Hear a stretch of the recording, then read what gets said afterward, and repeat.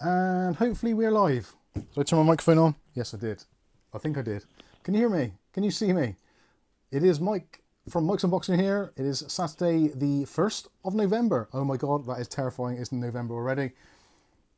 Just waiting to see if anyone can actually hear me and or see me. There's something gone very, very badly wrong with my chat at the moment. I was trying to fix it before I came online and yes, for some reason the text size on my feed for the chat is absolutely huge. Now that's great for me, for my eyes, and it's something actually that I did want, but it seems to have cut off some from the bottom as well. So if for some reason you put some message in the chat, help me out and either put a Q if it's a question, or I don't know. It looks like it's in all caps anyway, or it's gone into like bold or something.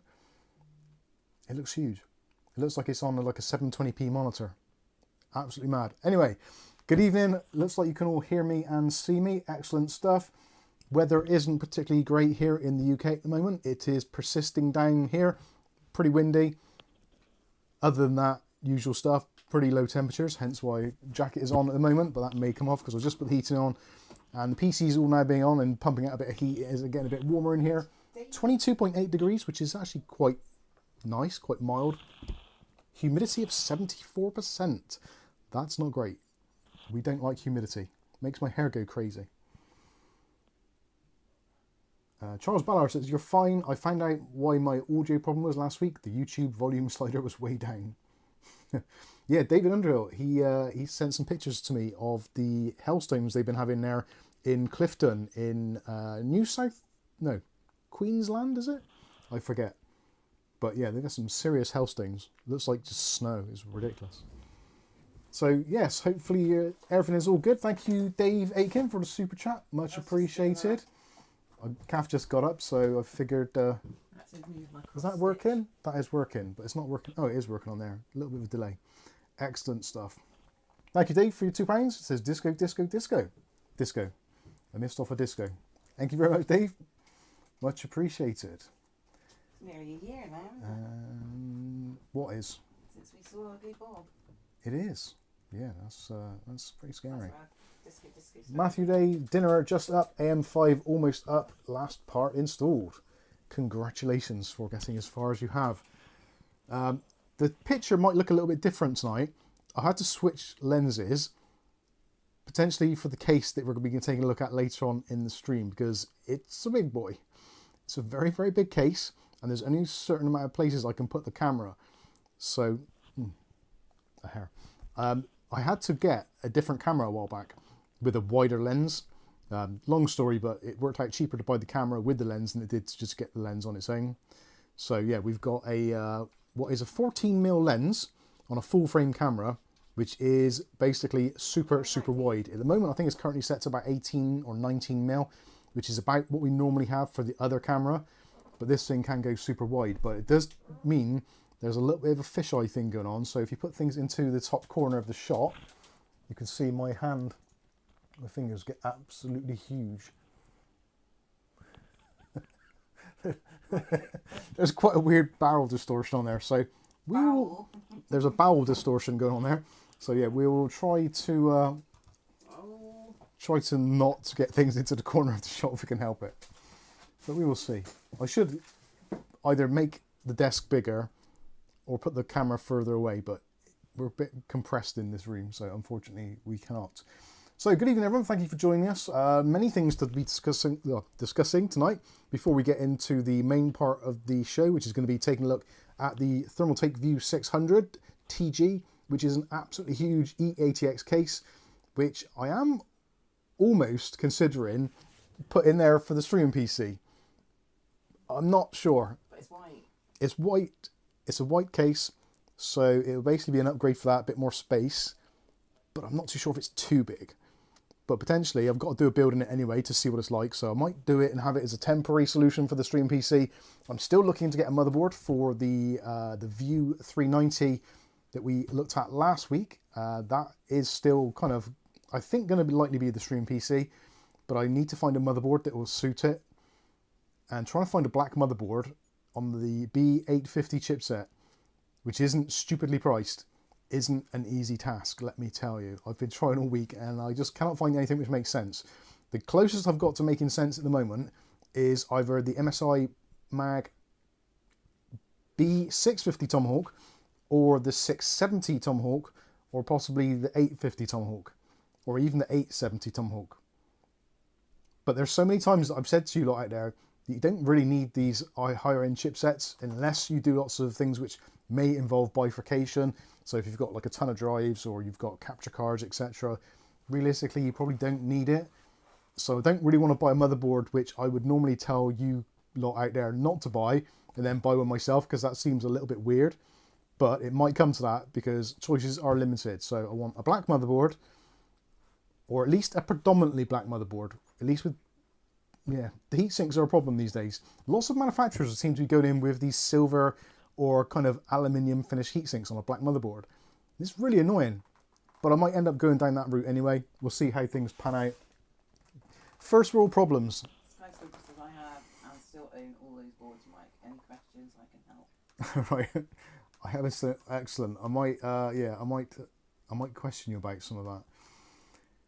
Yes, it's an awkward proposition, and I've just literally this afternoon bought a 7800X3D, which I don't really need, but I'm thinking I can take the CPU out of this system, and put that into a build to sell. So I'm going to put a 7800X3D in my stream PC, which is absolutely ridiculous because I don't think streaming will have any benefit whatsoever for an X3D processor. Having said that, it's quite handy to have it for thermal testing, for cooler testing, etc. Because I think a lot of people are kind of aspiring to some of the X3D processors. So it might be better off for the channel for us to do it that way. I've bought it now, so it's kind of too late. So when it turns up, it will probably end up in there anyway. So that is that. That's where we are with that. Also, I got the LCD panel kit for the case as well. Got that ready. I've actually tested that using a USB cable, and it works fine. So I wanted to test that before we got into it.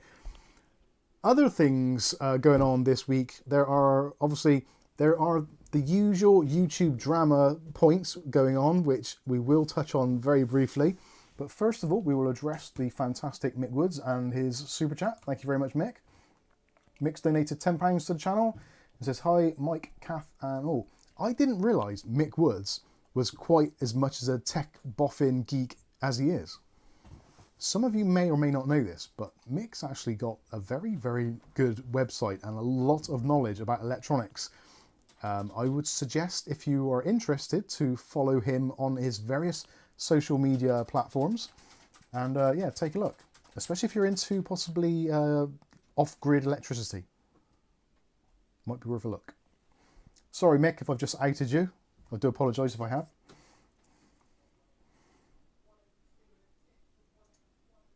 Has he said anything about? No. Mitch is in the house. Mitch says, hi, Mike and Kath. Happy Saturday. How you doing?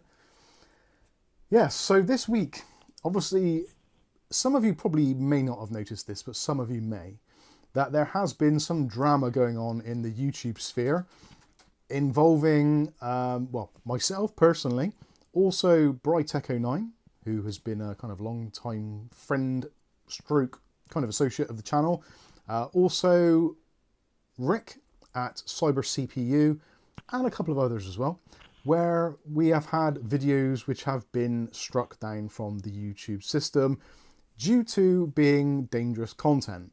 Now, there's a lot of speculation and kind of discussion going on about what is harmful content. It's such a vague description. Something which may be harmful to me may not be harmful to you, and to someone with even a moderate IQ would obviously see the dangers, if potentially there are any. And where does YouTube draw the line on what actually defines dangerous content? So recently it would appear that the algorithm has actually included things which are basically software circumvention. So that doesn't mean we chop the top of it, it means we get around certain aspects of the software.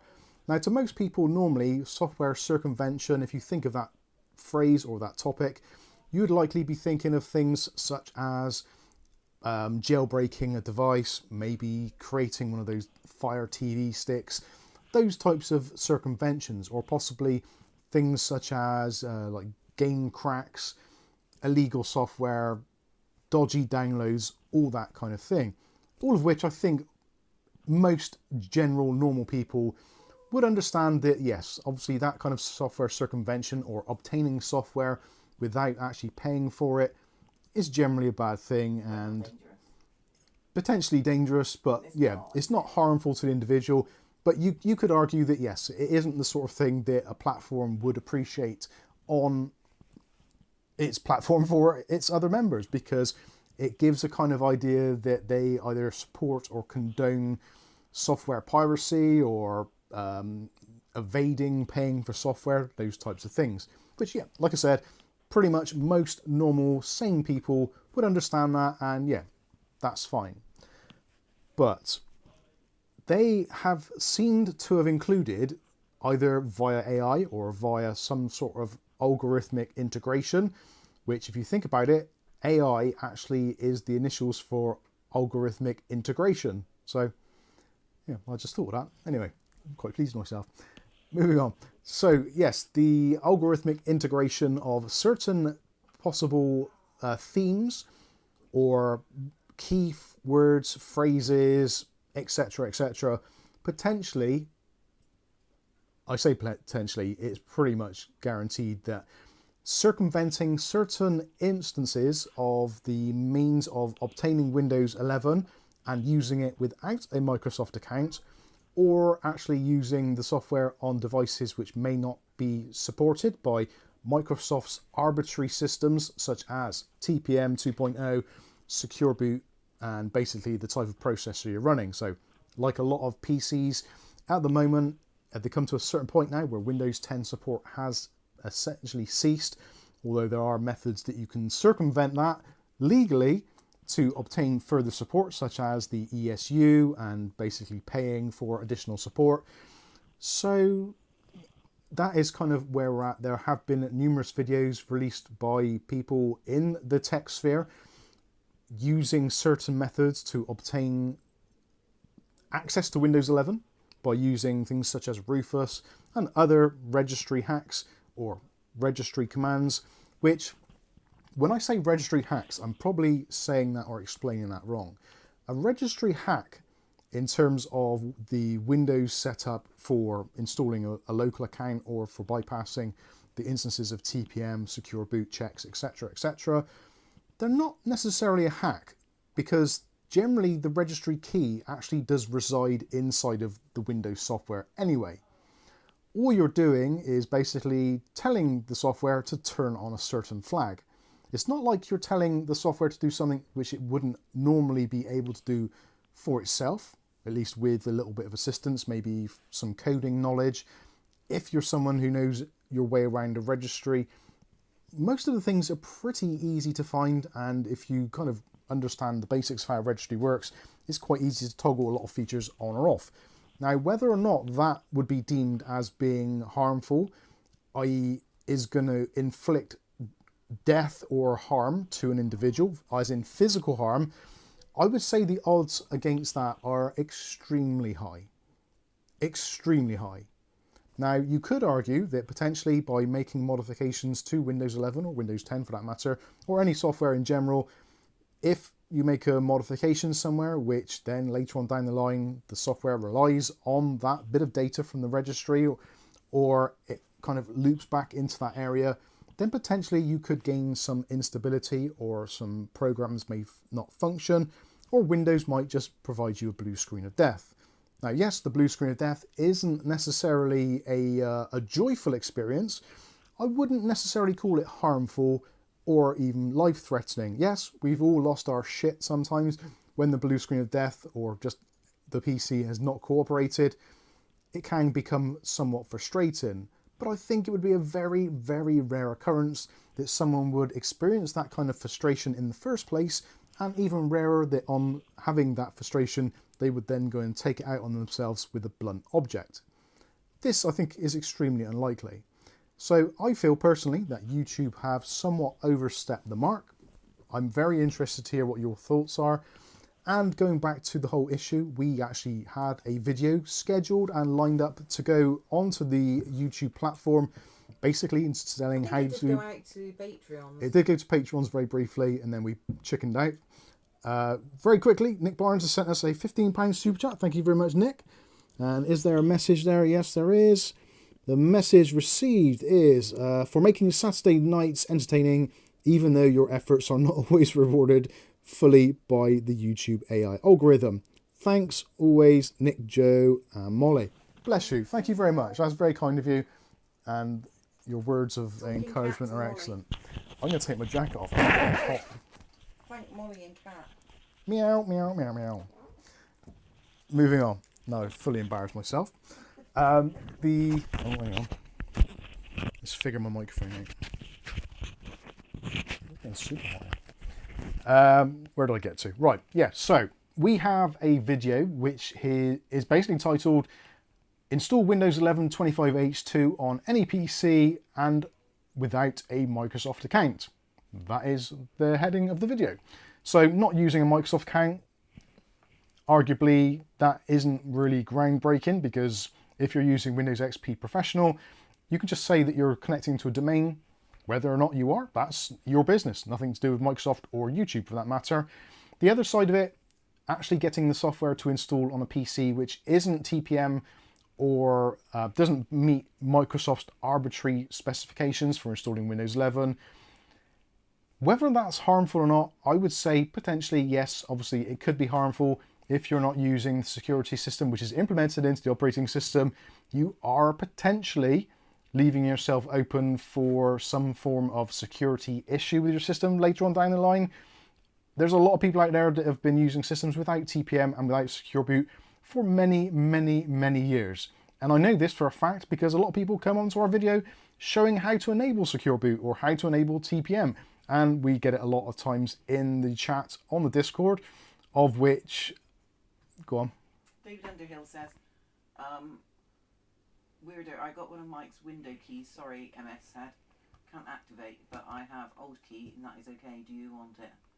It was key from Toshiba laptop. But a few emails. Yeah, if you get a key, sidetrack here, quick sidebar. If you go to premiumcdkeys.com/Mike's Unboxing and get yourself a cheap Windows key, if for any reason you get where you put the key in and it says that this key has been activated or is not suitable, just send them an email. Normally they'll reply within either a few minutes, like the longest I've had is about an hour. Just email them, say this key didn't work, and they'll send you another one. And if for some reason they don't, please do let me know, because I do want to be made aware of those things. Like with any software vendor or key vendor, every now and then keys potentially might not work, so don't worry about it, it's absolutely fine. I will say, now that we're getting like a lot more people using premiumcdkeys.com, it seems like it's completely exploded. People were buying like £100 worth of keys in one go. We had one yesterday, I think it was like about £47 worth of keys, and being there only like £3 each, that's a lot of keys. Someone's certainly stocking up. But yes, if you have any problems with the tool, just drop them an email or go onto their website and use their instant communication thing. Just let them know, and generally they'll sort it out for you very, very quickly.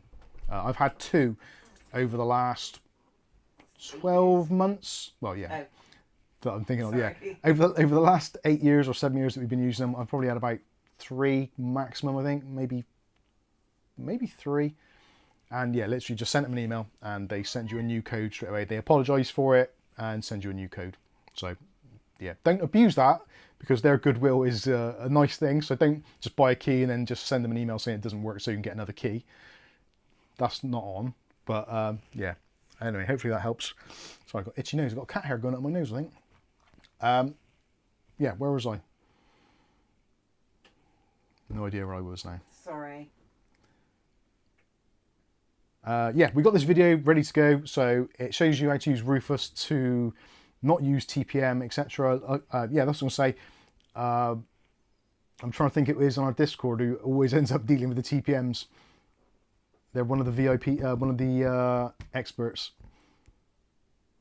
and they're in America, in Texas. And I cannot think of the name off the top of my head now. That's going to drive me insane. And I've turned my PC off, so I can't even look. But you know who you are. Anyway, Kav's going to find the name now.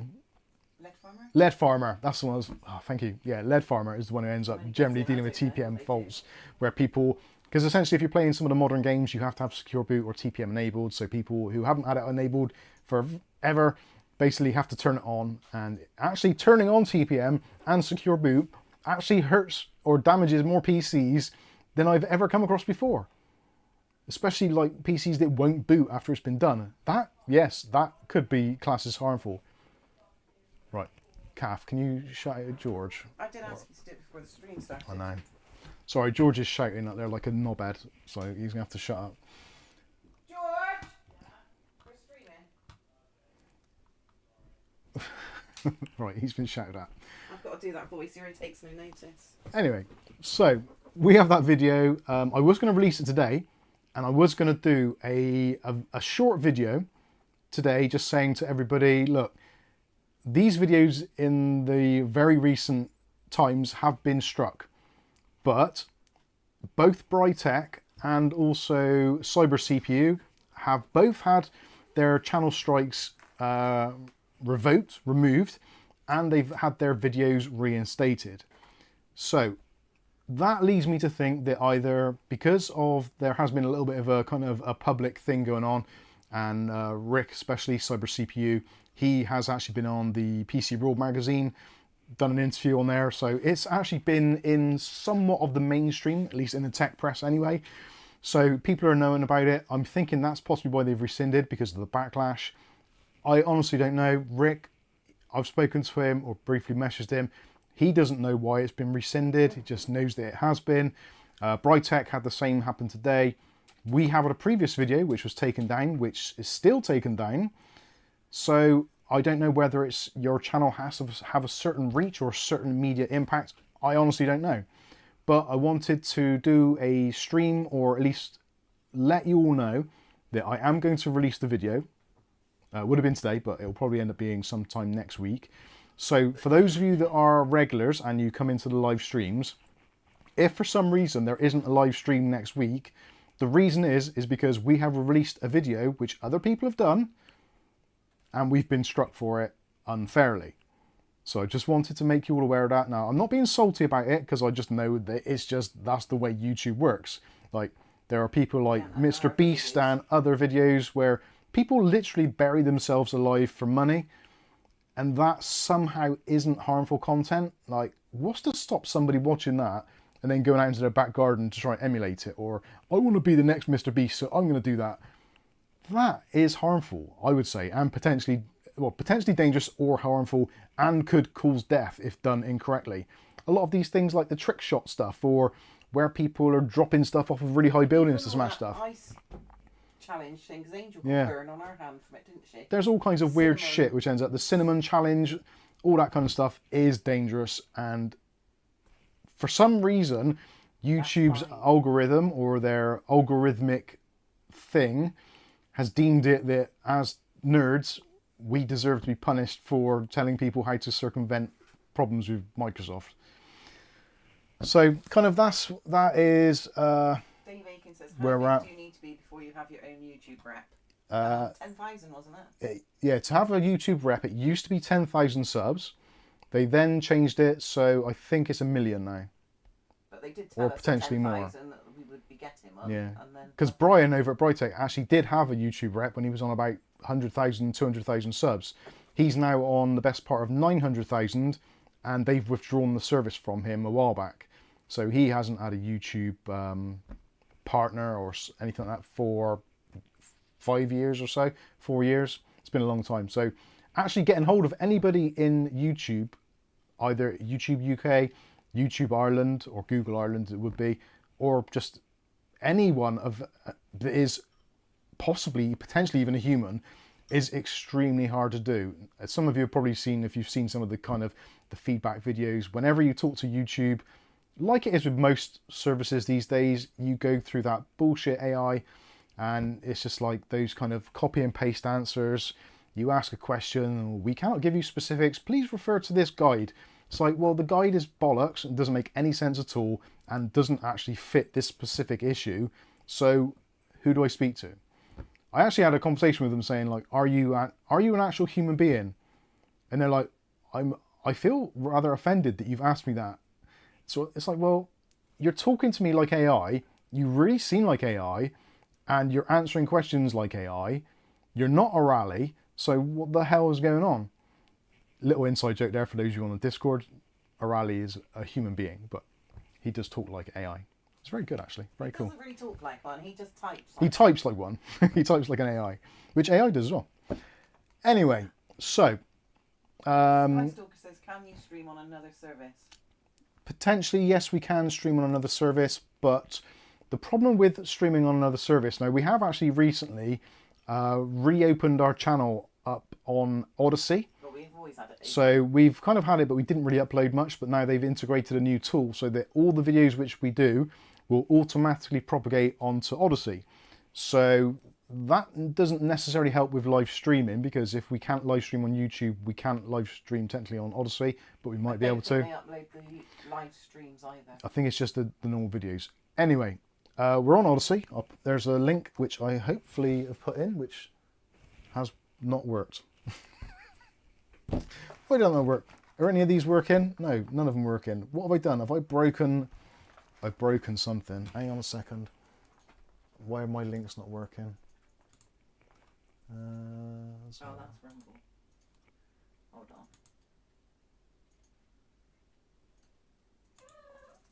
on. What is that? Is that working now? No. That's Odyssey.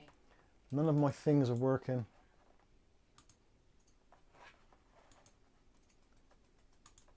Latest. See if that works now. No, none of my buttons are working, so my Stream Deck's broken as well. Something's gone wrong with that. It doesn't say why. Oh no, hang on. I've just done those. Oh, Kath's just done them. There you go. That confused me there. there. Relying on tech, is there? Why am I getting exclamation marks? So, account. Mike's unboxing, yeah, latest. Yeah, so I haven't got an option. So I can't choose my live stream. I've only got the option for latest, and that doesn't work. Have YouTube taken me down already? Just talking about this. I don't think so. We've got enough viewers. Have we been taken down? Is the link still live if you try to refresh the screen? I don't know how quickly it kicks us out. Anyway, regardless. So, we're over on Odyssey, so you can follow us on Odyssey. We're still on Rumble as well, so we upload on there. We are on YouTube there.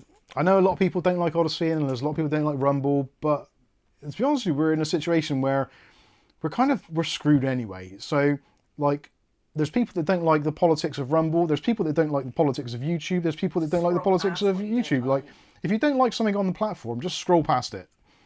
It is purely a transport vessel. You can still find us on there if you want to see our content.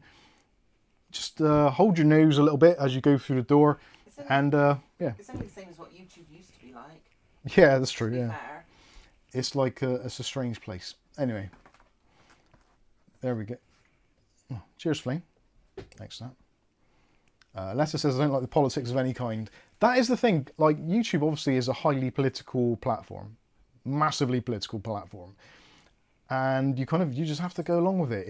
It is the biggest platform. It is it's YouTube, and obviously Google are the world's kind of largest search engines. So if you want to be found, if you want to have a place in media or just be found at all, you have to be on their platforms, which is just an unfortunate way it is. But it's, yeah, it is what it is, unfortunately.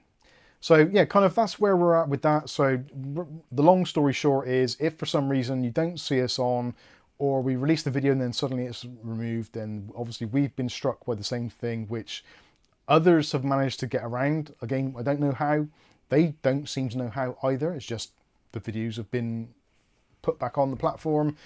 So I don't know. I don't know where it leaves us. And also, obviously, as a tech content creator, yes, we do a lot of unboxings and reviews, which a lot of you do enjoy. And obviously, especially when it comes up to holiday season, when you're looking at things to buy, or when things go on sale, you look at reviews, etc. So our content is useful for that, I feel, personally.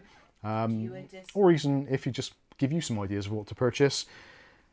it would be nice if we could also have a little bit of flexibility and a little bit of leeway to actually do videos on the Windows platform, because that's kind of where we are. That's where we're nested, and it's nice to be able to do a bit of both. I don't want to become a channel where it's just unboxings and reviews, because the channel name is Mike's Unboxing Reviews and How To. We want to show people how to do things, but we don't want to be living in fear. And honestly, the last 4 or 5 months since we got the first channel strike and the warning, I've been scared. I genuinely have, and it's not nice living in fear that suddenly, just with a snap decision, your livelihood could be taken away. For people that are doing jobs where companies are being bought out, or there's what they call redundancies and stuff happening. Basically, that's been my life for the last 5 months at least, and probably a little bit before that. So I do apologise for ranting a little bit at times, but it's one of those things. I'm living in fear all the time, and I shouldn't have to live like this. Normally, if you were in a workplace and you were living in some sort of fear, you would go to the manager or HR and say, look, this is my problem. Not the BBC. What can you do? But with YouTube, there is no one you can talk to. You might as well just headbutt the wall for the response you're going to get. So it sucks. Anyway, there's a super chat from our good friend Rasher. Thank you much, Rasher. Just discovered that sex is illegal in Iceland. I will see what the rules are in Tesco. What an icebreaker. Thank you very much. Jasmine Bad Boy says you might have to update Stream Deck as I had to recently. Not sure will make a difference, but might be why. Yeah, I only just updated it quite recently. Anyway, so yeah, that's kind of where we're at. It's an unfortunate thing, and I think it's like living in fear, but also the unfairness as well. Like, it's very much a multiple tier system on YouTube. Like, some channels can just get away with basically doing kind of anything. There's so many channels that do things based on emulation, ROMs, just downright unscrupulous stuff. But yet those channels are absolutely fine.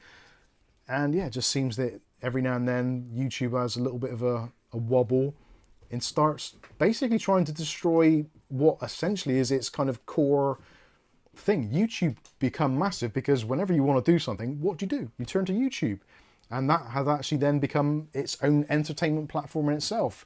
But YouTube is always like people showing you what they do in their lives or how to do things. Like, you learn from YouTube, and we want to help people learn, but if we've got that constant fear of getting the cosh, then it sucks.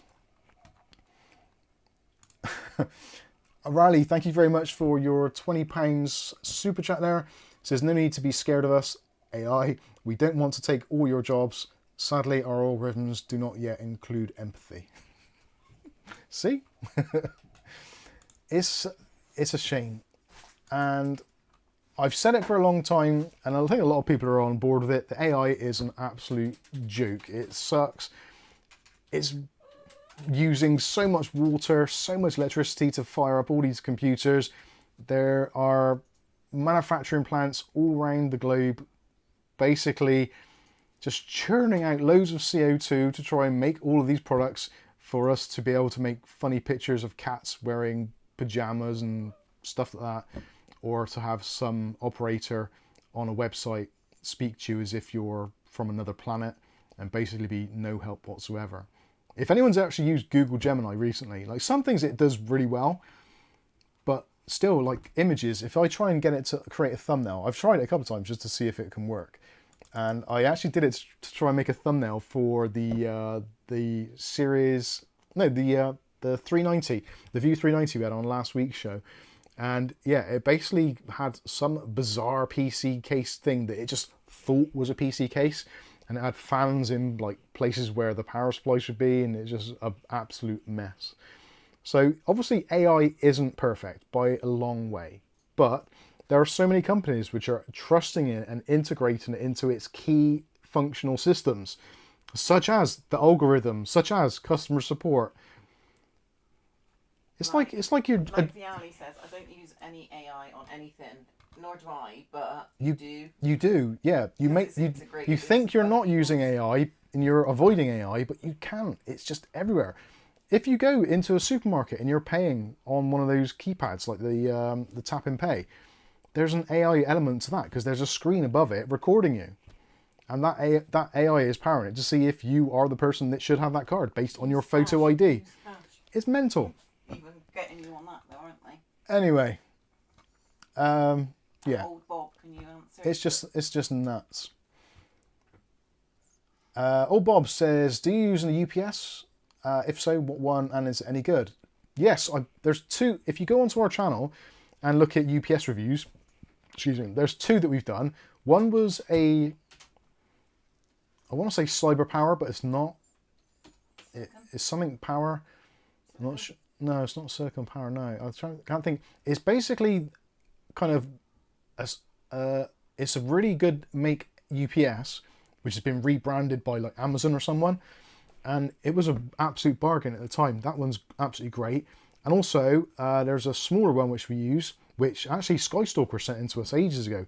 Nice little black unit. It doesn't have the USB connection for automatic shutdown, but for dealing with little kind of power fluctuations and stuff, absolutely awesome. And that one was relatively inexpensive as well, and both of them have lasted very, very well indeed. So yeah, I would strongly suggest, if you haven't already got a UPS, especially if you've got a NAS, if you've got any sort of NAS or server running, you really should be using some form of UPS, or at least some sort of battery backup, because RAID arrays, like, yes, you've got all your data on 4 disks or 6 disks or however many disks you've got, but if your RAID crashes, it's really hard to rebuild from there. Which one? There's one which is like 750. Cyber Power, that's it.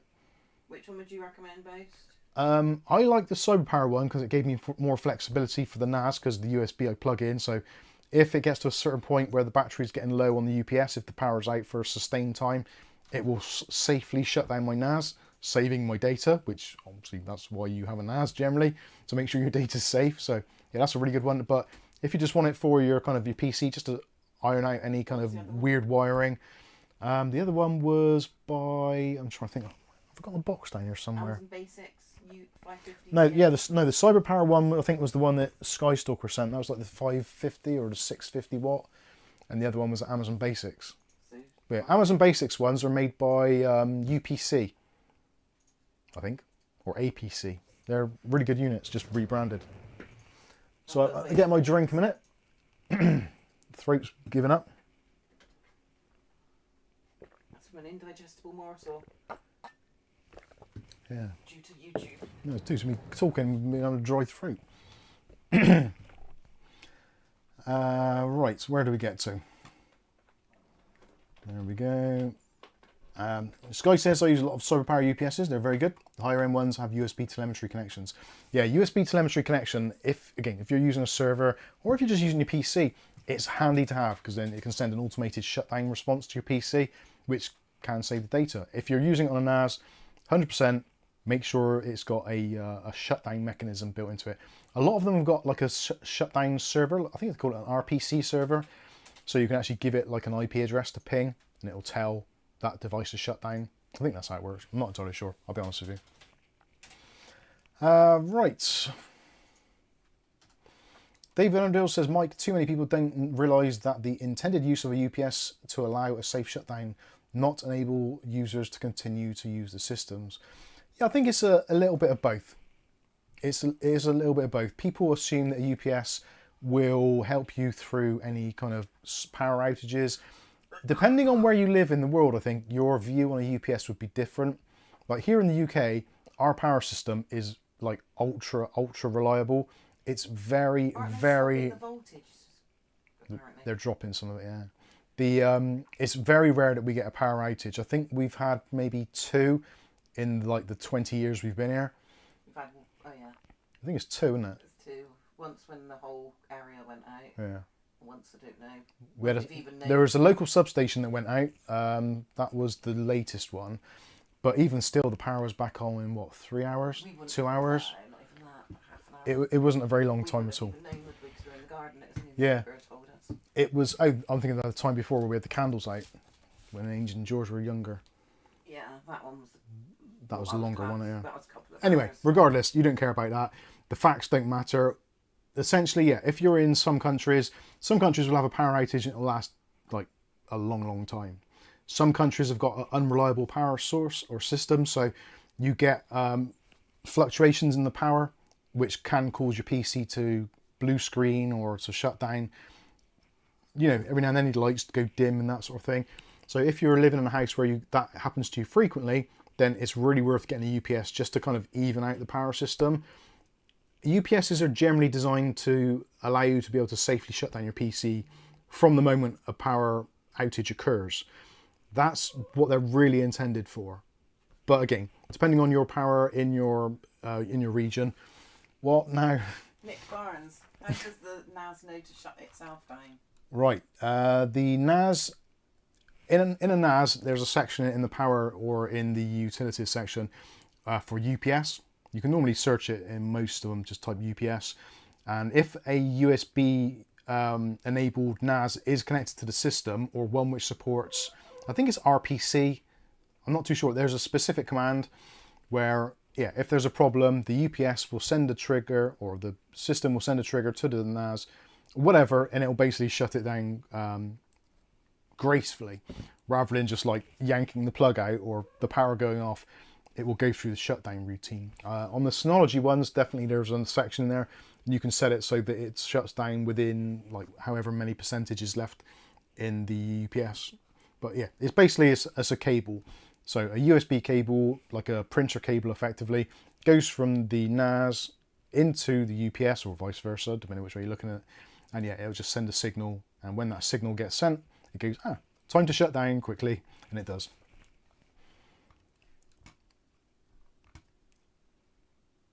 Sky says, we get windstorms here and lots of trees. Trees plus wind equals power problems.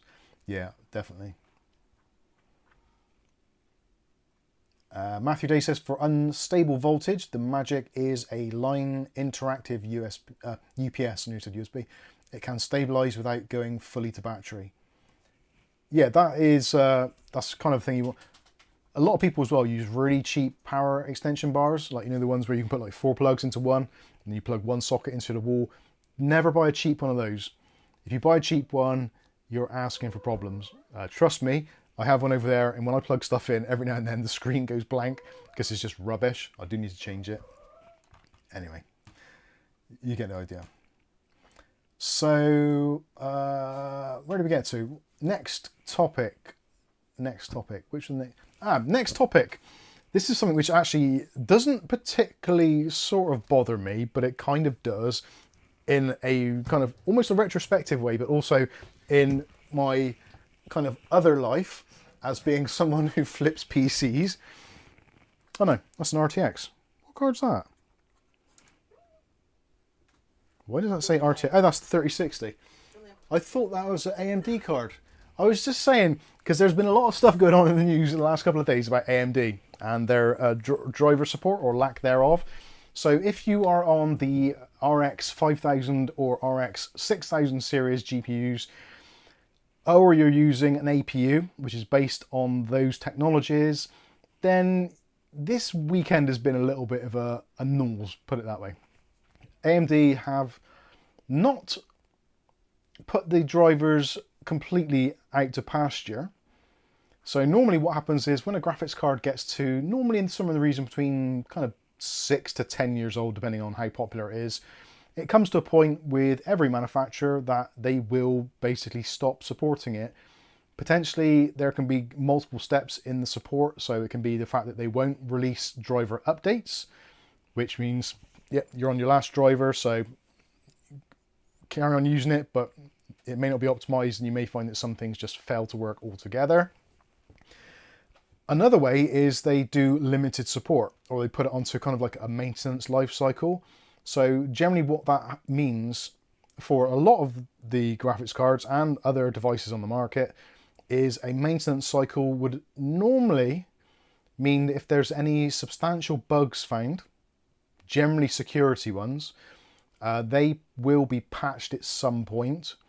You may get a driver optimization if there is a feature or a bug which is kind of realistically like making the game unplayable. Generally, you'll find that there won't be any real driver optimizations. So what used to be one of AMD's key selling points, which I think we'll all agree, and we've probably all heard the term before, and that is the AMD fine wine technology, which basically meant that if you bought an AMD card and you bought a RTX card, you generally find from the day one launch, they might be similar, and generally as time would go on, the NVIDIA card wouldn't necessarily be getting much better, but the AMD one, the drivers would mature and they would work out how to squeeze more performance out of the card. And you get to some instances where at the end of the driver cycle, or getting towards it, it would be almost like 15 to 25% better than it was when it was launched. So yeah, AMD's fine wine technology. Now that has been less and less common as graphics cards have come on over the years, especially with things like the kind of 6000 series. The 7000 series is still quite new and still being sold, and obviously the latest 9000 series is very new, so we're not really seeing those optimizations as much as we would have done previously, especially cards like the RX 580, but that series, like the 480, the 470, the 570, 580, the 580X or whatever it was as well. Those cards just went on, and they just kept on getting drivers and kept on getting better and better. They were awesome. So yeah, going back to what we're saying. So the RX 6000 and 5000 series. Now the 5000 series are actually quite difficult to buy these days. You can still buy new RX 6000 series graphics cards on the market. So brand spanking new. Although they haven't been made for a while, they're still in circulation. Primarily, I think, because AMD just made an absolute ton of them to try and cope with the crypto boom and the pandemic, etc. So yeah, effectively they've said that, well, initially they basically fumbled the ball like they always do at AMD. They seem to have, not so much AMD, but the Radeon division in particular. I'm not sure what it is that they've got in the water supply there. Maybe, I don't know. There's something really weird with the Radeon graphics department. They just make really, really bad launches, really bad PR mistakes. And it just seems to be one of those things. And at a time where AMD were starting to win a little bit of market share, or at least be more competitive, or at least more desirable, I think, to end users, and they go and pull a stunt like this, especially this close to the holiday season. Like Black Friday and stuff like that is literally around the corner. We've got Singles Day on the 11th, Black Friday I think is the 18th and 19th, then of course we've got the Christmas sales, etc., then post-Christmas sales, January sales. There's a lot of sales going to be coming up really soon. It's that holiday season. So AMD probably couldn't have made it worse.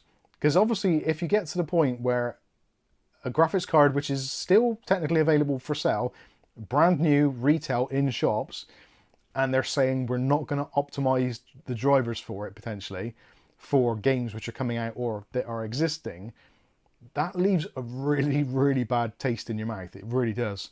Especially when for a lot of people, now I don't believe this at all, because AMD, NVIDIA, Intel, they're all bastards. They all hate you and they all just want your money. They're all corporations. They don't give a rat's ass about me, you, or anybody. They really, really don't. And if you think they do, you need some help. You need to step out inside to the real world.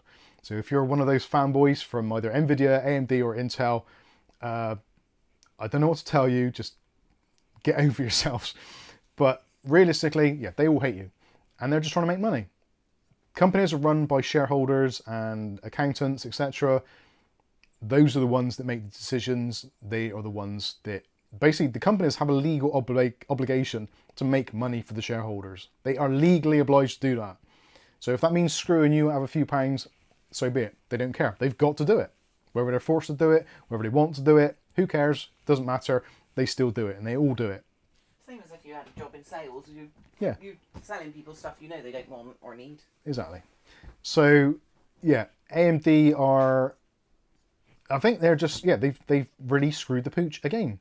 Which is a shame, because AMD's graphics market is and has been struggling. Like the market share at the moment, I think in total volume sales, NVIDIA is something between 80 to 90%, depending on who or where you read it. And like Intel are barely at 1%. So AMD have got a really, really, really small segment of the market, even though that is including, I believe, console sales as well. So that just gives you some idea of how much NVIDIA are selling in comparison. So again, it's another win for NVIDIA to some extent, because there's going to be people that are going to see this, especially people in the tech space, who are kind of like, it's already a little bit of a gamble buying an AMD card because you just don't know what they're going to do next. But then they come out with something stupid like this, and then you're thinking, well, is it worth me spending an extra 50 quid to buy an NVIDIA card?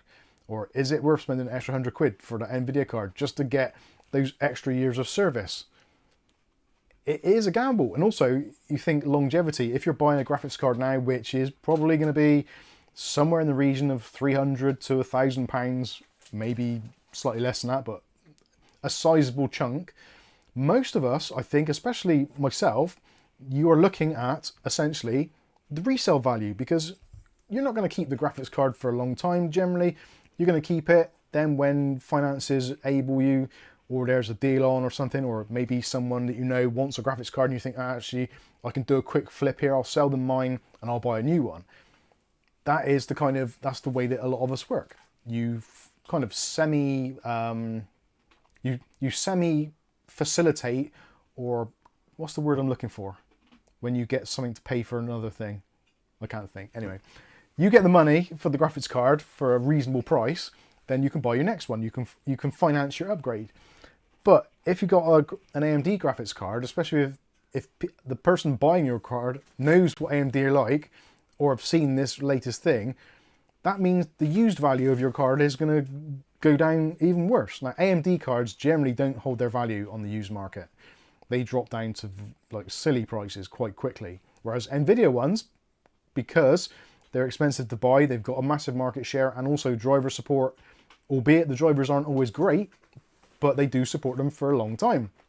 So it's kind of like a safe bet. If you've bought yourself maybe, I don't know, a 3060 back in the COVID era, like 5 years ago, that card's still rocking now, and you can probably still get a pretty decent amount of money for it.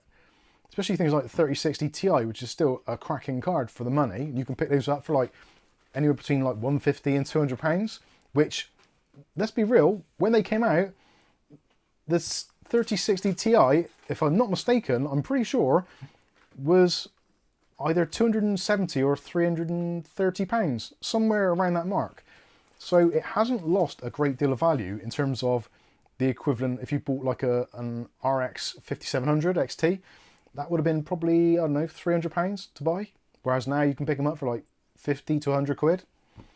They do tend to lose money. 3060 Ti, 369. So that's what I was thinking. I was thinking 269 for some reason. But yeah, 369. I do apologise. But yeah, they've still, considering that is like a 5-year-old card, and still going for pretty decent money, to be fair, like for a 5-year-old graphics card. I think it's, I think RTX or GeForce are probably the safer way to go. I hate saying it, I don't want to say it, but AMD seem to be dropping the ball at every opportunity, which is just nuts.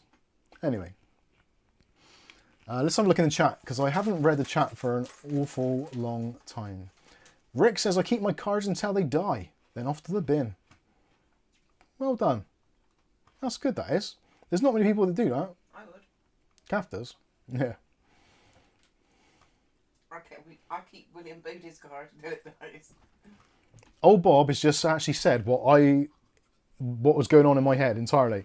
So old Bob's saying there, I think I'll hold off on getting a 9070 XT, see how this shit show plays out.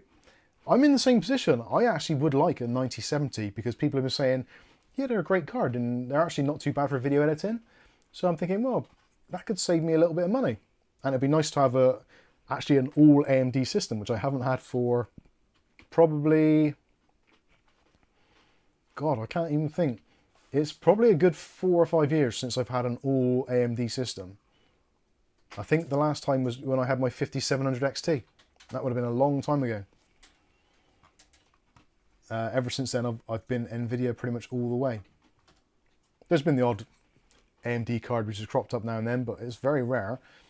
Mostly they've been just for flips. I've had a 6700, 6750, 6600s, I had a 6800, 6900. Yeah, they've pretty much all been about, but I've never really used... Actually, the 6900 I did use as my daily driver for a very short while, but it started playing up, so that didn't pan out quite as intended. Cripsy says, hi Mike, how you doing, Cripsy?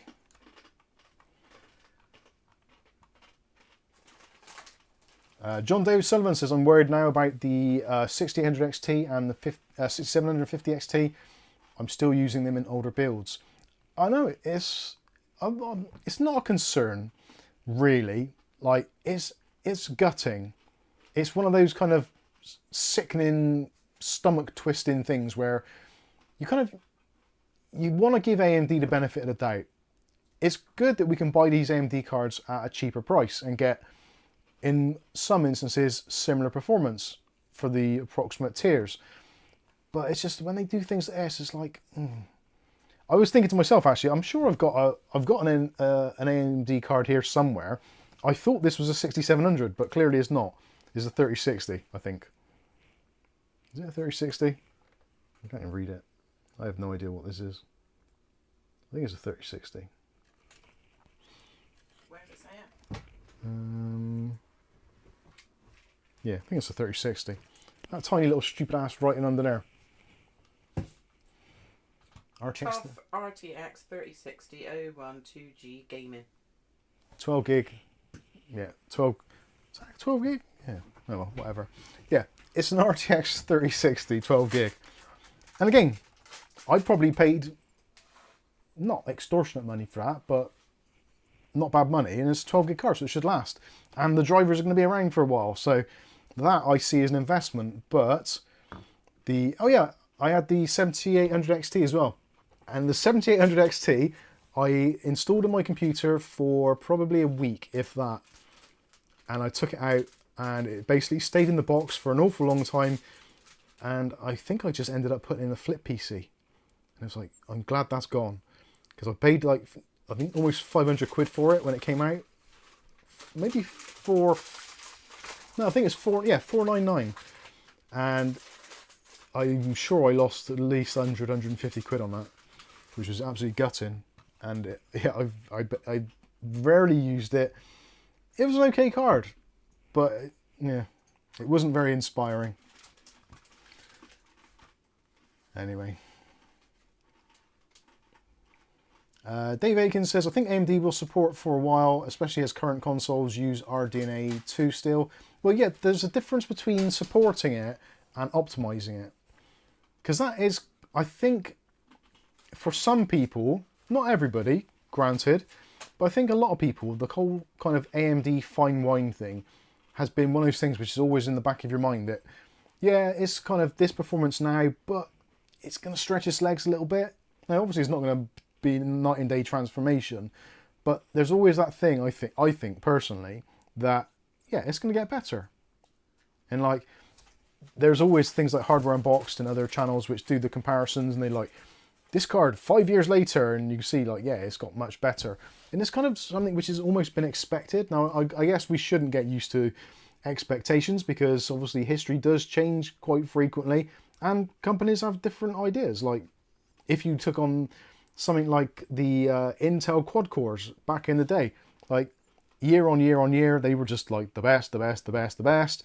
And it just carried on the same and the same. So you kind of got to the point where you're thinking, well, yeah, the next lot's going to be just as good. And then eventually, obviously, it wasn't as good and things got worse. So, yeah, you can't always rely on history as a... Hi, Dave. You can't always rely on history as like a benchmark of what's to come. But at the same point, we kind of do. As human beings, we are humans. We take patterns and we learn from patterns, and that is how we learn as children, as kids, as adults, all through life. We observe patterns and we learn from those patterns, and we try to make our judgments based on the patterns we observe. So when those patterns change, especially when it's unexpected, it kind of hits you for six, and it makes things a little bit more confusing. As if life isn't confusing enough already with AI, YouTube strikes, crazy Windows things going on, the world being in chaos. and now AMD are taking away graphics drivers, or at least graphics optimization drivers. What's the world coming to? It's absolutely nuts. Anyway, let's have a look at some more of your chat. Being the chat is absolutely huge. I'm going to put it on here so you can see actually. Stream desktop, can you see that? That's there. You get rid of that window. So yeah, you can see the text size there. It's freaking huge. I don't know why. Anon says a video just popped up concerning Venezuela. Take a look. Thanks, Anon. Do you want to elaborate on that? Is it related to what we were discussing? I doubt it, but still, there you go. Des said I sold my 1490 for £50 less than I paid for it. New. Yeah, that's awesome. Dave Aiken says, pretty mad that this 6800 XT is 5 years old next month. Oh, this month, sorry. Yeah, it's nuts. It is nuts. I think as well, it's... Anon says, sorry Mike, typed the wrong chat. No worries. Yeah. What the hell's going on? I'm hearing noises, but I don't know where it's coming from. Candy, trying to side of your desk maybe? Candy, get out. Mind Dave's tail. You're going to get stuck in there, aren't you, bellend? Get out. Yeah, now you're stuck and you're going to rip it. Ah, has she ripped out my network cable? Have I just been disconnected? No. Stay out of there, butthead.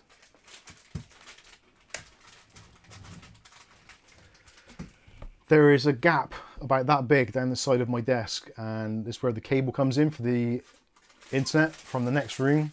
There's basically a hole drilled in the wall, and I've got my 2.5 gig switch literally hanging from a screw on the wall, and the cable's just got into it.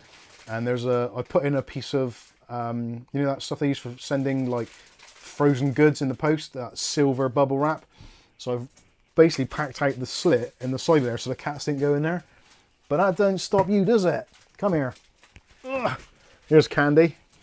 She's a bad girl, aren't you? You a bad girl? Must be raining or should be out. Yeah. Say hello to the people. Bless her.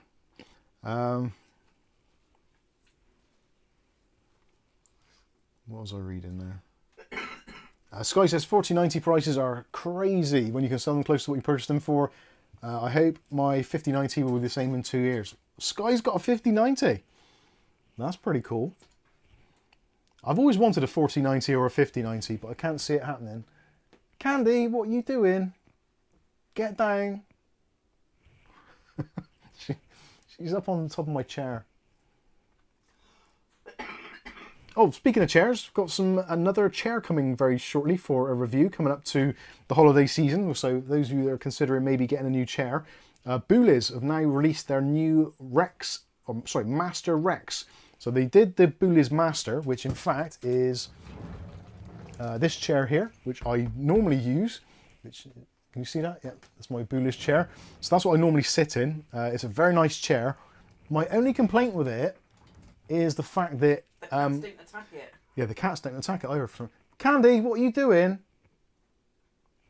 Excuse me, viewers. Right, out. Get out. Not allowed in there. Come on. Go and sit there. Getting on my nerves, you are. You can't be trusted, can you? Because you'll be in there bloody ripping all my wires out. Go and have a sit.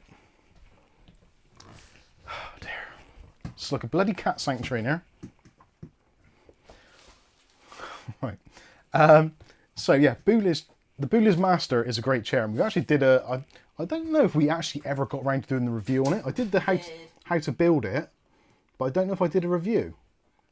Have a look. I don't think I did the Boolies Master. I'm pretty sure I didn't, because I had the B-O-U-L-I-E-S.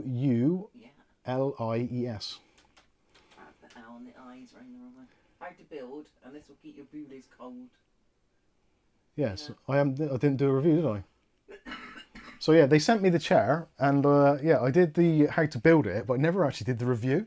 And I had the footage, and I think I've still maybe got it somewhere, but I never actually got around to reviewing it. So it's been a long-term review because I've had it for about 2 years. When did I release that video, Kath? Does it say? I'm sure it's more than, it's probably 3 years ago now. It was during a heat wave, wasn't it? It was, there was heat wave and I was sweating my balls off. 2022. So yeah, 2022, August 22. So yeah, 3 and a bit years I've had that chair. And George has just bought one. And George just bought one, the Buddha's Master as well. He got the fabric one, which I've got as well. I got the blue fabric. George bought the white fabric. It's like, not white, it's kind of grey. It's a very pale grey. But yeah, it's been great. The cats don't attack it for some reason. Cav's chair is absolutely ruined. That is the X Thunder, X3 Thunder. Thunder X, isn't it? Thunder X, or yeah, whatever it was. That thing's absolutely ruined. Right, but the Buddha's chair is great, and it's 3 years old, and I've been being a slightly older gentleman, sitting in it, sweating in it, sleeping in it, all sorts. And to be honest with you, other than a bit of, I just noticed I spilled something on it yesterday, but it's got water resistant cloth and you can wipe it off pretty easy.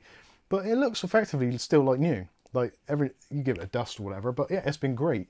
But the only thing which I don't like about it is the fact that not long after it came out, there was other chairs on the market which come with an integrated footrest. And I do like to put my feet up. And it's always a pain that I have to actually sit over there. I grab this stool, which I'm sat on now, and I just wheel it over, and I put my feet up on the stool. And I have had a previous chair which had a kickstand on it, or footrest. We did So that for Ugly Bob, didn't we? Ugly Bob had it, yeah. So Boulez now have come out with the Master Rex, which actually has a few improvements. It takes more weight, comes in a couple of different colours, but also it has a footrest which you can pull out. So I am extremely excited to see that. I've actually agreed that we'll do a video for it. So it's not a sponsored review. They just said, we'll send you the chair. I love the chair anyway. I've sat on it every day pretty much now for the last 3 or so years, give or take. Every now and then I'd swap a chair around, but that's the one that I've basically gone back to pretty much every winter, every summer. It's cool in the winter. No, it's cool in the summer and it's warm enough in the winter. Which was the thing I find with some of the PU leather chairs. I find those to be a bit sweaty and sticky, especially in the sort of hotter months, especially if the humidity's up. And the cats, yeah, they absolutely shred those types of chairs straight away. So yeah, that has been great. There isn't, as far as I can tell, I did have a quick look the other day. I can't see that there's a single stitch come loose yet. And considering like we've got 6 cats, let's not mess around. Like Linus, maybe yeah. He's got 4. Linus has got 4 and he moans about it. I've got 6, and that chair is in basically kind of like A1 condition. I thought buying a pale blue chair was going to be like the death of me, but again, if I bring it over, it's a bit shadowed on the screen when you're showing it now. It's in really good condition. Like there's no phrase. Well, actually, tell a lie, there is a little one there, so I might have to address that. But yeah, there's one tiny little fray there, which for 3 years with 6 cats is brilliant. And they do sit on it, as you just saw Handy glide up there. And it's removable headrest as well. And it's so soft. It is soft. Yeah, it's nice. It's a nice chair. So not the chair, the headrest material. Calf's going to probably end up with this one, and then the new one I'll get because then I can put my feet up. And then he can get shredded. And then that other chair can go somewhere else. Anyway. So yeah, they're great chairs, and also there's a Black Friday deal on, which they've actually integrated. Integrated? Is that even the right word? They've actually started already. So you can go over to the Boulez website, boulez.co.uk, get your chair. Those I think are $329, but there's like £80 off deal at the moment. So you can pick them up for like about $230, $240, which like it sounds like a lot of money. But if you're sat in it every day and you want a bit of comfort, then yeah, it's hard to beat it. Anyway, there is our party political broadcast on behalf of the Boulez party over. Let's talk about something else. I do like chairs, though. Old Bob says, has YouTube crashed? My live has frozen. I don't know. Looks like we're good here. Yeah, we have 0.0% drop frames there. And the stream health looks to be okay, what I can see. So yeah, we're looking good. We are looking good. So, actually, what analytics? Let's have that analytics on there. David Underhill says, save another 240 quid and use a milk crate to sit on. Do you know how much milk costs here? Especially for a crate of the stuff? Do you think we are made of money? Are you insane? That's another rant. Milk. We used to try and get it delivered, so it was in glass bottles and blah blah blah blah. But they deliver it at midnight or just after, and it's gone off by the time you get up every day. But not in the winter. That's true. But it's like you just kept ringing them and saying it's off, and in the end we just had to cancel it. I know. But our neighbours had a milkman from a different company, and they do the same. I know. It's mad. Why? Why would you deliver it at midnight? I have no crates. That's 1980s hero. Yeah, people are saying that the stream keeps on crashing. I don't know why the stream crashes. I honestly don't. I think it's got something to do with the chat. There does appear that if you roll your mouse over the tab that the stream is on, especially if you're on a Chrome-based browser, which I guess most of you probably will be, or Chromium-based, normally a browser tab should be somewhere around about, I don't know, 200 to 500 megabytes. But for some reason, there's something in the YouTube, especially if you have the chat open, that there seems to be some sort of memory leak, or my suspicion is that the tab that you're in actually caches the chat, and all of the chat information, including like its metadata and what have you, gets cached. So the longer the stream goes on, the more chat there is, the worse it gets. So if we kind of disable the chat altogether, the stream I don't think would ever crash. But it does appear to be that the more chat there is, the worse it gets. But I don't understand why it does it more to us and why it caches it more. Because obviously this is a really small channel. Jesus, fireworks. People like Linus and that. I know Linus and lots of, they have that kind of slow chat thing, which I don't know if that makes a difference. Maybe it does. I don't know. Anyway. Gentleman Bad Boy says watching on TV and phone and no issues. Yeah, if I watch any stream on my phone, generally it's absolutely fine. It does seem to be a PC browser based problem, more so. I've had it if I watch other streams, live streams, like some of the longer ones, especially like Kerry Holzman. If you watch his streams, they generally will crash once, maybe twice during the stream. So it's yeah, it seems it is a desktop browser issue. Susan Robbins says, Mike, your stream plus chat is running on a 12-year-old computer, i5 dual core. Nice. JJ says, Firefox here and no issues. Thank you, JJ. I don't have many issues on mine, to be it's weird. Considering how many tabs CAF's got, but then you have got lots and lots of RAM in your system, so it would take a lot to fill it up. I wonder if it's wouldn't it be ironic if it was a Windows... Actually, if you're watching and you're having problems with it crashing, are you on Windows 10 or are you on Windows 11? Let me know in the chat. I am interested. I'm pretty sure most of you will be on Windows 11 by now, but CAF's very rarely crashes and hers is on Windows 10. Mine crashes more frequently and that's on Windows 11. And mine's quite old. So I wonder if it's a Windows 11 caching thing. And mine's quite old. Yeah. My neck's seizing up. I woke up with a bad neck today. I think it's all the YouTube stress doing my head in and my neck in. Right. John Davison's on Windows 11. Susan's on 10. She's had no problems. Rick's on Windows 10 Pro. Might be Chrome too. I'm on Chrome. It could be, yeah, I'm on Chrome. I think, yeah. I'm on Chrome and it's not crashing. That's true. Very often. O'Reilly says Windows 11 and I have had crashes, oh snap, but not always in Chrome. I have them like maybe once a month. Greg's saying all snap on Windows 10 and Windows 11 there. WHS 11, all good. Mark Berry's watching it on a Fire Stick. Get in there, nice. It's Chrome normally, says John. Yeah, I think it's Chrome. I think if you're using Chrome, it's more problematic. I think if you... I want to use Firefox or a different browser, but I don't know which one to use. Let's have what's your recommendations? What browser should I move to? As much as I enjoy some of the benefits of Chrome, I do get a little bit pissed off with it.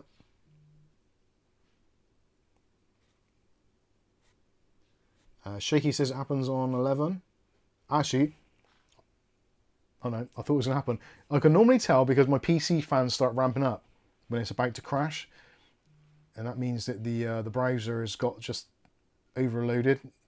Yeah, I'm still seems to be on 1.1 gig at the moment, so that's okay. What is that? Is that upstairs or is that outside? Just having a crap in the front room. And the Sky says try Edge, Mike. It's still Chromium based. I don't know if I could do that. I might do. I used to always love using Microsoft Internet Explorer. It took me a long time actually to install Chrome because I always used Internet Explorer for like probably up until about, well, when did we start a YouTube channel? It was roughly around about then that I changed to Chrome. 2017. So 2017 is when I actually moved over to Chrome. But up to that point, I was always using Internet Explorer, and I hated having another browser installed on my system. Charles says, brave to avoid commercials on YouTube. I use Firefox for everything else, including bank and other financial access, and ordering from online retailers. Netscape Navigator for the win. Opera with a built-in VPN, says Brigman. Yanis says, you won't believe it, but Edge is sometimes better than Chrome. Yeah, Dave says, Chrome used to be the lightweight, snappy browser when I started using it. Yeah, it's not so... Edge for stuff logged in my name. I have Chrome for stuff logged in your name. Yeah. And I have it's Brave for other stuff in my name. Yeah, Sky says, I only use the Microsoft browsers due to the corporate environment required by my employer. Just got used to it, and it is built into Windows. Yeah. It's strange to say that I actually miss Internet Explorer.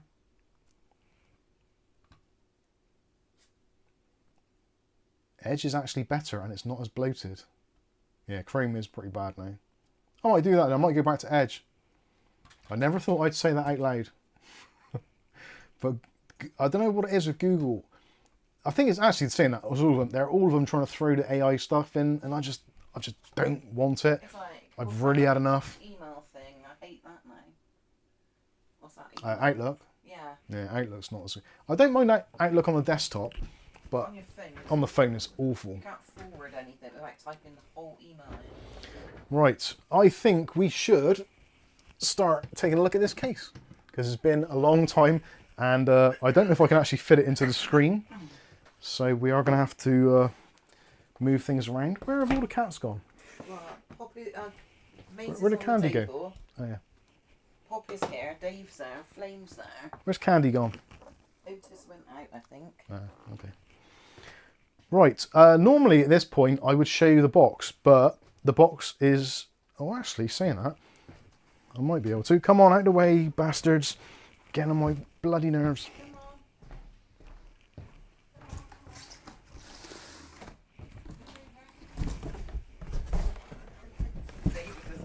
Onto his back. Mind that camera. Mind the camera, mind the cat. It's like trying to get... It's like the bloody Krypton factor. Anybody remember that? Right. It is more like the adventure game, but with the lasers. Does that box actually fit in the shot? No, it doesn't. Let's go a bit wider. There we go. Now we can get the box in the shot. See, that's why I got a wider camera lens, so I can zoom in on stuff. So, Thermaltake View 600 TG is massive. And there are, well, actually at the time this came out, or the time that I got sent this, there was only two versions available, which was the TG white version, sorry, the black version, and also the snow version. But there are actually 5 colours of this available. And if we take a, oh, I did leave the sticker on. Why do I always leave the stickers on? I thought I took that off. I'm just going to remove the stickies. There goes your lower back, but there's nothing in the box. Yeah. No, I've already taken it out of the box because I knew I wouldn't be able to do both. Not in this location. Right, I think that is everything. Yeah, there we go. So, quick overview of the specs. You can read them for yourself, but the size of it, which I think a lot of people are going to be caught out by. So it's 560 by 249 by 583 in millimeters. So that's 22 inches by 9.8 inches by 22 inches. Well, 22.3. What am I? 22.3. 23 inches. So It's pretty big. 4mm tempered glass, and drive bays. You've got 3 5.5-inch bays. You've got 1 2.5, or 3 2.5, and 1 3.5. 8 expansion slots because it is EATX. And what else we got here? I'm trying to see what the fans are. So yeah, hidden connector motherboards, supports micro ATX boards and also standard ATX. At the moment there isn't a back to front EATX, so that's the reason why they haven't included that, because that is a thing which doesn't really exist. So even though this will fit an ETX board. IO ports, yeah, that's the usual stuff. Yeah, you can see CPU cooler height, that's an interesting one. So 175mm for air cooling. Graphics card length up to 480mm, does that say? That does say 480mm, that's insane. Your head looks a little bit wide. I know. Oh. It goes back really far. And PSU length up to 220mm. So there we go, that is that. Let me take that back out, because I don't need that anymore. David Underhill says, talking about that, do you have gearbox? I can say something, please. No, we don't, unfortunately. It's something which we've always thought of doing, but the trouble is here in the UK, if you have a PA box, it costs you about, I think it's about, I'm sure it's like about 40 quid a month. And they normally just lose stuff. So yeah, I'm tiny again. Right. I'm going to go over to the website now, and I will show you some of the features of the case, and then we'll have it and give it a bit of a strip down. Thermaltake. Oh God! Come on, Google search. You're being a butthead. Products, chassis. Use your stress relief toy I made you. Oh, where is your stress relief toy? Has anyone? No one's noticed that yet. There is Calf's finished Mario. Was this on last? Did I show you this on last week's stream? He had his head and his body separate, and he didn't have any face. So yeah, Calf's actually finished it. So there's the crocheted Mario. I've got to do Luigi next. It's a me. It's Tiny Mike. I did think about doing one with a black t-shirt. It's like he needs a mouth, but I don't think he has a mouth, does he? In real life, or does he? I think his nose was put up a bit too high. He should have been a bit squishy higher. Right, let's go to Stream Desktop. So this is the V600, as you can quite easily see there, or at least hopefully you can. And it comes in a variety of flavours. So you've got the black version, which is there. There is the butter caramel. Sorry, this is taking ages to load. So butter caramel. So basically, you've got a bit of yellow on a kind of noctua brown background. I'm not too sure how I feel about that one, I'll be honest with you. Let me know what your thoughts are on the butter caramel. There's of course the Future Dusk, otherwise known as purple, which I think is actually quite nice. That's purple predominantly on the outside with a black interior. So that's pretty neat. And mint strawberry. I want to know what you think about this one, because mint strawberry, I'm really unsure about this. So there is mint strawberry. So you've got like almost like a toothpaste blue on the outside edge. I can't think of any other thing which. That's not mint, is it? Well, that's what they're calling it. It's supposed to. Turquoise. Well, actually, what do they call it? Yeah, mint strawberry. So that's supposed to be like a minty blue, but whatever. And of course you've got this strawberry kind of pinky red on the inside. I don't know. I think the mint strawberry is personally one of those things where when you look at it initially, it just makes you want to throw up a bit in your mouth. But also, I think it's one of those ones which would really grow on you. So yeah, I'm David Underhill not sure. It actually looks good. David Underhill likes it. John David Sullivan says mint strawberry looks good. Yeah, it's very Marmite. The butter caramel is the one for me which I'm slightly more unsure of all of them, because I like the yellow. And I think you could probably colour match it quite well with black. Or even white, possibly. But having the kind of noctua brown on the inside, it seems, I don't know. I don't think it's too overpowering. Ew. But it is, What do you mean? it's a little bit, yeah. I think it needs to be all one colour or not. Like, if you're going to do brown, go brown. If you're going to do yellow, go yellow. But don't really mix it. That reminds me of like a sweet, and I'm not sure what one it is, like fruit salad or something, or like a toffee something or other. I don't know what.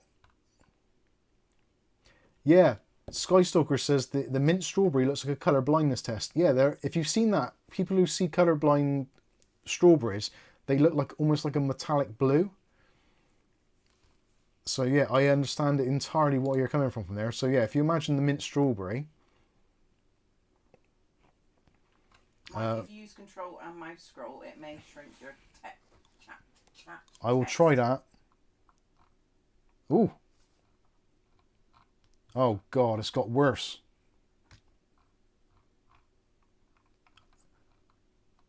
Hey! There you go. I'm not sure what the right size is now.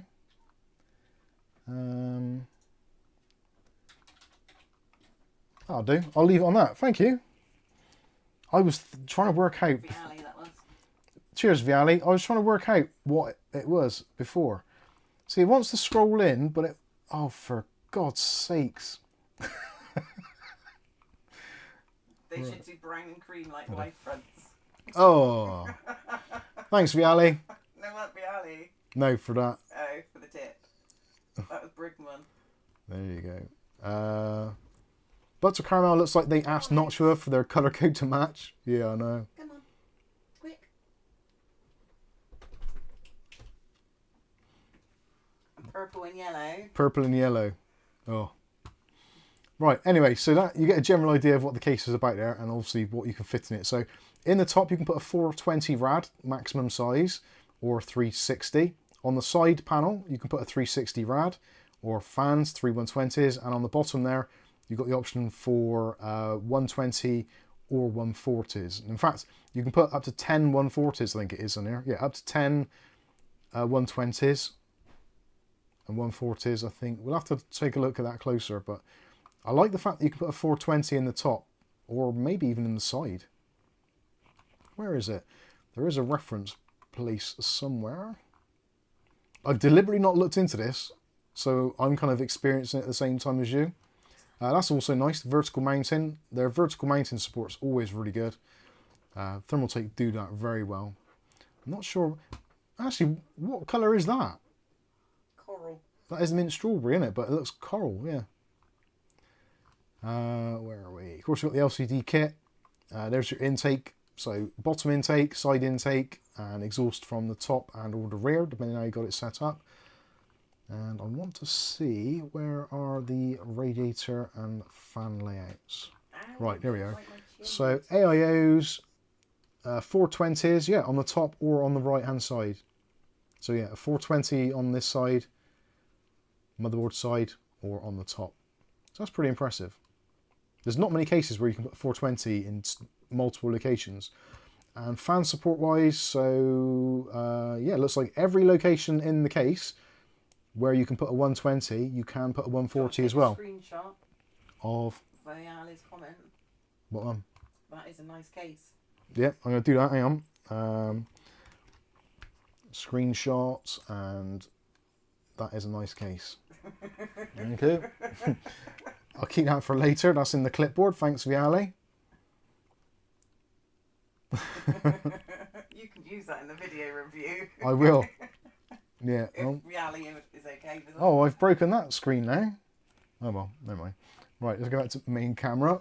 Back to main camera. Oh, of course, yeah, 'cause it's changed the text on that side as well. Ah. Yeah, so if I want normal... Yeah, it seems that it's because that pop-out chat window is an extension of that one. Yeah, if I set it to 100% for normal, it looks bloody awful on that one. Oh well. That'll do. It'll be fine. Oh, I can't fast forward that now. Why is streaming such hard work? Right, now we're going to take a look at the case. So we'll have some close-ups. I probably won't be able to see the chat quite as easily at the moment. So if you do want to mention anything whilst I'm going through this, please, actually no, saying that, the text is massive, of course I can see it.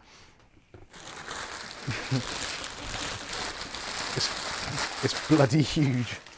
Right, the camera may wobble a little bit now with me putting this on there. Not because I'm a fatty, but because this case is huge. Oh, David, I didn't think you were behind there. Right. Actually, it's not too big, is it? So I can probably zoom in a little, a fraction or so. Actually, I can probably get away with the 20mm lens. Oh no, 18. I do. Let me just, I'll sort it, I'll leave it there. Let's put the other light on as well, to just give a bit more extra ambience so you can see what the heck is going on. So, there we go. There is the monster case that is the View 600. And it's times like this where I wish I had a different desk. How much is the case? This case is £129 currently. That is the MSRP. Potentially it may be reduced. I'm not entirely sure. We're looking at 22 inches in height. And Massively big. it's not massive, but it is for me because I'm small. It's for Mario. 22.5 roughly, and width is a hard one to do, so width about 10 inches. Looks like Antics Flux Pro size. It's probably not a million miles off the Flux Pro, to be honest. Yeah, but for me that is a slightly bigger case, I feel personally. But right, where should we start? I'm doing some ice. So oh, hang on, Kath's getting some ice. What are you getting ice for? You're having a cream soda, aren't you? I've caught her out at her game. I know what she's up to. You are getting a cream soda, aren't you? Yeah. Mother. No, that's right. You can share. Right, to get rid of glass reflection to begin with, I'm going to remove the side panel. So the side panel, normally, when you get this from the factory, actually if I go to the overhead, which might be a little bit on the close side, but we'll see if we can get all that in. Yeah, I think we can just about. So on the back there are 2 thumb screws. Just slide that forward a minute so you can see that. So on the back here, 2 thumb screws. You can just see those. So you loosen those off. They are captive ones, so don't fall off and go down the back of your desk, which is nice. And there's a little ledge on the back, so you pull it backwards and lift off. And then that reveals in the top, you've got the usual Thermaltake filtration going on there. Nice big filter, which actually is a little bit on the hard side to get out, if I'm honest. So it kind of slides in or pushes in. So you've got an absolute ton of magnets on there. So 1, 2, 3, 4, 5, 6, 7, 8 magnets in total to hold it in place. So you just kind of get it roughly in position and it kind of snaps in. So yeah, that's really good. So lots of filtration there. What model is the one behind you on the desk? That's a Series 500. So now hopefully, yeah, can you see all that? You can do. Excellent. Right, so you've got the top mounting position. So you've got the option in here to put a 420mm radiator or 360 or 3 140mm fans or 3 120mm fans. Now there's a screw here, which I believe is the only one. And then that moves forward and then up.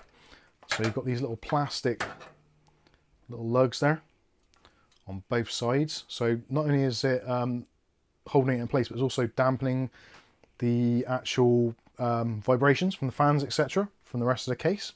So your radiator or your fans can go in there. So once they're in, they just push it in there and push it back, and that locks it all into position. Then you can put your screw back in, and that's all nicely secured.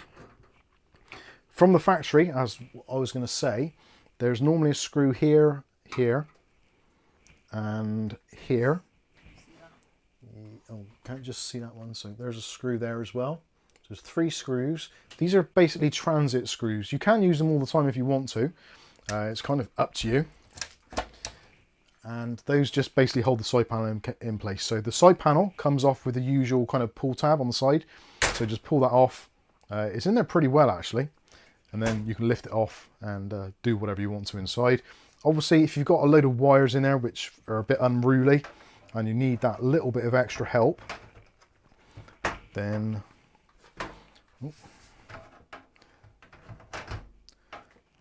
sorry, this is not easy to do from this angle. So yeah, it slots in and push that into place. That locked in. Oh yeah, there we go. Loads of POF panels. So yeah, if your cables are kind of busting, although it is held in pretty well, like there's quite a lot of force needed to get it off, but if you do want a bit of extra help, you can put a screw in there to hold it in place, and obviously with the other side panel as well. Yeah, the screws are provided. I've put them to one side because for demonstration purposes. So there's the 3 screws, one that goes in there, one that goes in there, and one that goes in there. So obviously if you don't want to get any access, or you want to keep, maybe you've got young children or something, you don't want the possibility of them pulling side panels off when you're not attending them, you can just put a couple of screws in there to hold it in place. 289 Bush Tucker dollars. Is that as much as that? That seems a little bit more. Sky says, looks like the top mounting tray is removable. Yeah, it is, yeah, fully removable. So if you want to attach all of your fans or your radiators to that, or for bleeding and an open loop, that sort of thing, then yeah, you can do all those things. So yeah, that's the top section. Actually, while we're on the top section, that's probably a good place as any for us to take a look at the front I/O. Now the front I/O isn't anything extraordinary. In fact, it's very kind of pedestrian. So you've got a reset button. You've got a individual headphone and microphone jack. I do like that. You've got a hard drive activity LED. You also got a power button, nice big clicky power button, and also that has an illuminated ring around the outside edge of it. So that's quite nice. Also you've got a pair of USB 3.0 ports, and also you've got your USB-C. I believe the USB-C is a 10 gigabit per second, and the USB type A's are going to be 5 gigabits per second. Rectal says it's 170 US dollars. 170 USD. That's not terrible. I don't think. 120, 140, 160 pounds in the top, question mark? In the top, it would appear, I don't think it'll take 160s in the top. I didn't see that mentioned. Let me grab a 140mm fan a minute, just for comparison. That should answer the question pretty quickly for us. If I can find one. 140. Yeah, actually, there we go. That would be perfect, because these would be what I would probably put in here. So I'm going to grab, I've got some 140mm SWA fans. So those would be absolutely perfect for demonstration purposes.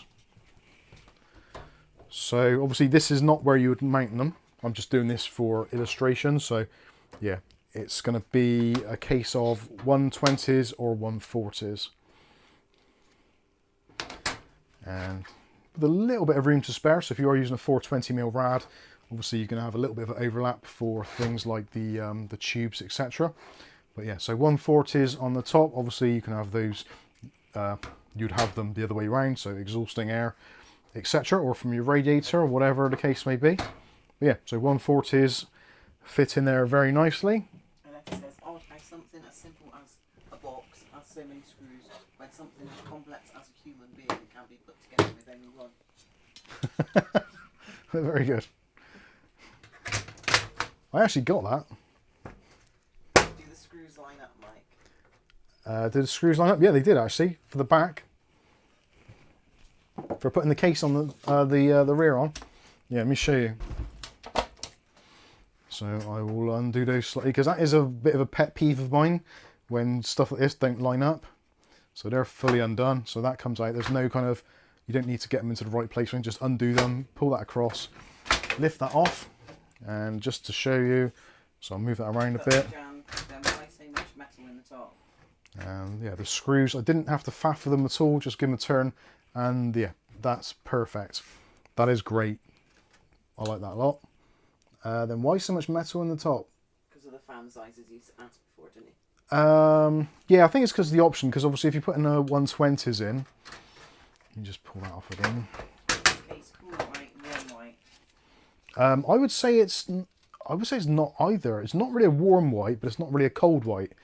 This is I would call is like normal white, if that is even a thing. Is it new normal or normal? It's kind of like IKEA. Well, if you look at the desktop here, it's basically IKEA desktop furnishing white. Yeah, you can see that easy on there. So it's not. Yeah, I would say it's like if you buy some new IKEA furniture, it's that color white. Yeah. So it's not like a yellowy white, and it's not really a bluey white. It's just a white. I know that doesn't make any sense at all. But yeah. Yeah, it's a little bit of a shame that they haven't designed something so you can have like a little bit of removed track there. Too much metal in the top, blocking But airflow. that is a little bit restrictive there. Not hugely so, but yeah, it is something which I think predominantly I would be looking at using a 360, in which case then it's just going to be over there, so it's going to have minimal interruptions. But yes, I agree, it would have been nice to have less metal obstructing it, but it's a pretty big case, and structurally I think it makes sense. I've had much worse cases in terms of airflow ability, and they've still been absolutely fine. Right, let's go back to the main camera. And something which I'm getting really annoyed at actually already is this front panel. So the front panel, the front glass, is a pop on and pop off. So let's turn that around so you can see it. So obviously I've still got the protective film on there, so I'm leaving that in place. But to remove the front panel, like you do with the towers, you just press it in and it pops out. Now it's not going to fall out, so it's not like it's a danger or anything, but yeah. Like every time you kind of grab the piece, every time you grab it to move it, it comes off. So yeah. And the PC's only wobbling because you haven't got it on the mouse mat. Yeah, it's only because it's not on the mouse mat properly. So yeah, don't worry about the wobble factor. There you go, it's gone now. So yeah, front panel that comes off, so you can lift that out the way. Then you've got the side panels, so those just pull out. Those are nicely beveled bits of glass. And the same for this side one, so yeah, just pop out. Will it fit on your box shelves? Looks too tall. I think it will fit on the box shelves, but I would have to move the bottom shelf up, which is a little bit annoying. Take the glass off, get that out of the way as well. Take it down. What, the shelves? Yeah. All right, and I'll get rid of your desk and I'll put all the boxes where your desk is. Is that right? Ow. Well, so inside now we have lots of room and we can see what's going on. There's also an accessories box, so we will cut that out and actually let's have a little peek and see what is inside the accessories box, because that actually feels like quite heavy, which is unusual. You don't normally have a very heavy accessories box unless there's something in there which is actually useful. Oh wow. Ah, right. Now this is something which I was going to complain about, and I'm glad I kept my big fat hairy mouth shut. So I was pissed that there weren't grommets here, and I'm surprised, has anyone said it in the comments yet? If not, good, you haven't noticed or you're not paying attention, in which case bad. And actually, those are some substantial ass grommets. Look at the size of them. I've seen worse than that on bloody cars for wiring. Those are awesome. Look at the depth on that. Those aren't going anywhere. Those are, I first of all thought it was 4 of them, which got me a bit excited, but it's only 2. But 2 is all you need. So these will go in here, and I'm going to put those in right away, because that was something which I looked at, honestly, and I thought, I don't know what I'm going to say to people about this, because I like the case, but not having rubber grommets is a bit of a kind of deal breaker for some people. Especially when you the ass grommets. You could put them in your ass if you wanted to, I guess, but yeah. Those grommets fit in remarkably well. They are fantastic. These are the best grommets I've ever seen on a PC case. I know that's something stupid to get excited about, but look at them. They're insane. Right, that is much better. Riptos says, will it be too heavy for the shelf? It's not that much heavier than the Series 500. The Series 500 is weighty. This thing is actually, you know, I thought it was going to be a lot heavier than that. And I'm a weakling. Obviously, it depends how many bits of kit you put in there. But you can put 140mm fans on the bottom. Dave Aiken says, use head, thick ass grommets. Oh, did I? They're thick ass. They are thick ass grommets. I should just stop talking. So now you're looking at the side and thinking, well, hang on. It says that doesn't fit in there. But no, there is a little blanking plate in there. So if I can work out how to get that out, I think we probably need to go from the side. How's that held in? Right, let's take off some panels. How does that panel, oh, screws. Of course it would be. No, actually that's rivets. How does that panel come off of there? You'd think that would come off easily. Ah, clips on the side. It's easy when you know how. So again, fully filtered, pretty much everywhere. And then hopefully I can put my hand all the way through there. I can't because there's a drive cage in the way. This, We could see from this angle. yeah, this case is just fighting me. Stop fighting me. Right, is there an easy way to get out? Oh, actually, of course there's an easy way to get out. I can just take the back off, can't I? That would be too easy, Michael. How's that held in? Oh, it is screwed in. Right, I did wonder. So that actually, I thought it was a plastic panel, but it's not. It's actually physical metal. So in order to put in your larger fans there, I'm glad I'm doing this now. I'm learning as we go. So we'll take that one out. And we'll take that one out. And hopefully, yay, there we go. So that panel comes out now. So now we can put in our 140mm fans.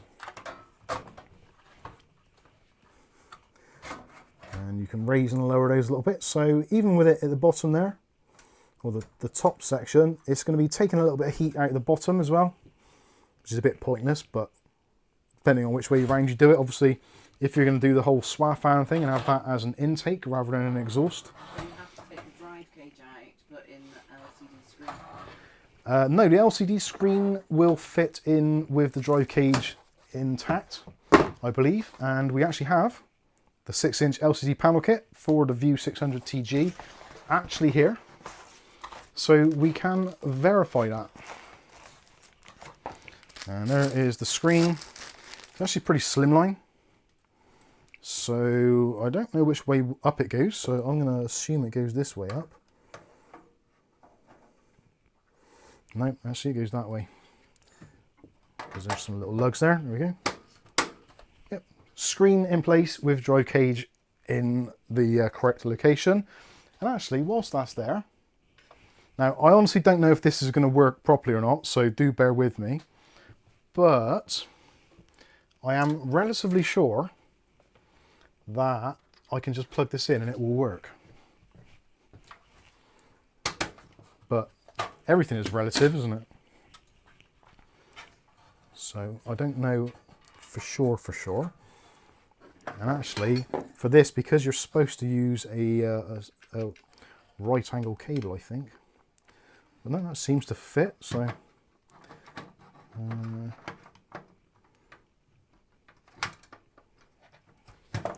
actually, that cable is probably not a great idea. Yeah, there's a little bit of a latch at the back. How much is it? So, no, I can't put that in there with that cable. If I had a right angle cable, it'd be fine. And hopefully that's going to turn on and show display at the moment. The LCD kit, I think, is about £60. And how much is the case? And the case is 125 or 129. Yeah, I think I need to restart the PC for the software to kick in. Let me see if I can force it into life a minute. Hang on a second. Oh, it's not even running. TT RGB Plus. Thermaltake. Sega.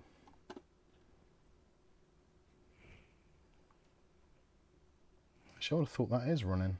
Oh, there we go. Right, LCD monitor. There we go. That should be showing something. Yeah, there we go.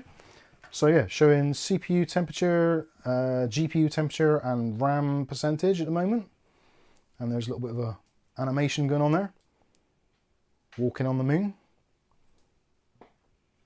So yeah, obviously normally that would be in the correct place, but because I've got just a standard USB cable, I'm pretty sure it normally requires a right-angled one, which if I have a look inside the box, where I put the box there.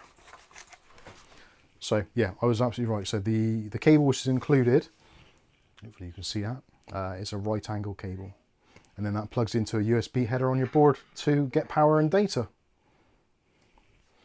Obviously, you don't have to install that if you don't want to. You can completely go without the kit, the LCD kit, if you don't want it. It's entirely up to you. It's just one of those things that Thermaltake have done as a bit of an add-on. So if you want to kind of give a little bit more bling to your system, then you can do. I'm not sure if it's going to do the weather. Yeah, there we go. There's the weather. So currently we're in Bristol. It's got the time and date. And I'm not sure if you can actually make it out on there. It's very subtle, but you can just about see there are clouds moving across. It's a clear sky. There's a few little stars. I was just looking to see if that was a reflection of me. But there are, you can just about make out there's very slight cloud going over the moon. And actually, if you look outside, if you're in Bristol, which some of you are, if I look outside, it is actually freezing, first of all. But yeah, it's a clear sky with a few little clouds. So the weather is reflected very accurately. Can you see it on the screen? I can't really... Yeah, you can, can't you? Yeah, just see like wispy clouds. That's freaking awesome. I like that. And of course you've got the usual stuff. So you've got a clock. You can cycle through the different clock styles. Find something which appeals. I don't mind a big clock. Can you use it as a second screen? Kath said that once to me. She goes, yeah, I don't mind a big clock. At least I think she said clock. Sorry? Can you use it as a second screen? No. Well, you kind of can. You sort of can, but you can't. So if you go into the live streaming mode, I can't do it at the moment because OBS is running, but you can actually choose a section of your screen to show. So potentially you can do, but yeah, there's other backgrounds you can do depending on your preferences. So there's weird core. There's loads you can upload as well. The time is wrong. It's only 3:15. Let's see if I can... Could you have your security camera displayed on this screen? Not that I'm aware of, no. But that would be a nice use for it, though. Maybe something I can suggest to them. I don't think they'll take any notice, but... Oh, that is the moon. I thought it was a reflection of your head mic. Bass. Who said that? Who's... I thought it's a reflection of me walking back in. Oh no. There's a minute. You can adjust the position. There are, actually, if I'm completely honest, I would say I would like Thermaltake to offer more customization for this, like maybe zooming in those figures so you can make that bigger. I'm sure it can't be too much of a problem. Like all they got to do is add a zoom thing there, and they could make that bigger. And also have more, so you can only have 3 at once, which is a little bit of a shame. And also the LCD theme as well. It'd be nice if they had the carousel. Now there is something called AI Forge. Now, real talk, the AI Forge is powered by, I think it's ChatGPT. So if you want to use the AI Forge feature, so essentially AI Forge, there's a section inside of the software where you can basically just type in what you want to have as an image or as a moving animation.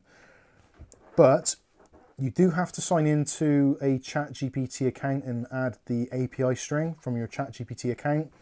You also need to have, from what I can tell, a debit or credit card attached to that account. And the AI Forge images, from what I've been told, can cost anything up to around about like 3 or 4 pence per image. So if you go past your initial ChatGPT allowance for generating images, it will bill you. So that's something to be really aware of. Now, I quite like the fact that they're offering that service, but I don't want to make too much of a big thing about it because it is basically like almost like a DLC. So you are paying extra for that privilege. Now, of course, if you want to, you can just upload your own images or any of the hundreds of images which are available from Thermaltake completely free of charge, or obviously your own pictures, videos, whatever you want to do. That is entirely up to you. But the AI Forge thing, which I know everybody's jumping on the AI thing and it's really annoying, but the way they've implemented this, I don't feel has been a good way of doing it because of the fact you have to be linked to some form of account. I'm sure there must have been a better way of doing it. I guess there isn't, otherwise they would. But for me, personally, I'm not going to be demonstrating the AI Forge part of the software because I don't entirely agree with it. Now, Thermaltake might get pissed off with me about that, but it's got to come to a point where my values and also what I think about a lot of other people are going to think of, if it was a completely free service, I don't think people would have too much of a problem with it. But the fact that it's AI and the fact that you have to attach some form of payment system to it, okay, ID. I don't like that. I don't like that. And potentially there is, I'm not saying that the software is insecure, but obviously if you've got that set up and maybe you're leaving friends, relatives, children, whatever, to use your PC, then if your PC is not locked down, then potentially they could go on there and just go on a spending spree, creating loads of images and stuff, and you could rack up a bill for it, which I don't think is a great idea. But that's just my thoughts. Obviously, whatever you lot think as individuals, that is entirely for you to make your own minds up on. I'm just not keen on it. I love the idea of an LCD screen. I love the fact of it being there to give you a readout of various different system information. I can totally get on board with that. But the whole paid AI thing, I'm afraid isn't for me. As cool as it could possibly be, but I'm not going to find out.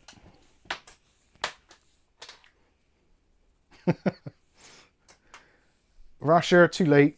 Rasher says, I was shocked to discover my first grey pubic hair today, although not as shocked as the other people in the lift. Calf, please don't distract Mike with any of my jokes. Well done, Rasher. Anyway, back to the job in hand. So, obviously, I'm thinking of him in the bloody lift and you're going on about the job in hand. yeah, Rasher's job in hand. Right, this top panel, which you probably can't see very well from that angle, but we'll do it anyway. So a couple of screws in here. And much like the top panel, I don't think I've undone that quite enough. So one screw. And another screw, come on. Hello, Dave. Hello, Dave. Oh, that was right. So this section here is removable, so you can put in, obviously it's got the markings, we've already seen that, so 120mm or 140mm fans, or there's a marking or mounting there. So if you're putting a vertical mounted GPU in, you can go ahead and do that if you wanted to. Also leaves this area nice and free and clean, so if you want to do any sort of maintenance, let me tilt that over. Oh, I forgot, I got that on the back, haven't I? Put it on the floor. So if I tilt that over, hopefully you can see, so nice and easy access in there. So if you need to do any maintenance, or you just want to take the fans off to get get something out, maybe a screw that you've dropped in there. We've all done that, haven't we? Dropped a screw into the power supply basement. One of the more frustrating things of building a computer. So yeah, that's all really good. So nice bit of fan mounting action going on there. They should have used thumb screws in that panel. I think thumb screws would have been a better idea, but I think they would have kind of disrupted the clean line. But I suppose if you want to put a thumb screw in after you can do. Babe. Dave's rocking the chair with that glass. Dave, what are you doing, bud? Come on then. Do you want to go to bed? Yeah. Go on then. There you go. It's all right, Maisie. You're all good.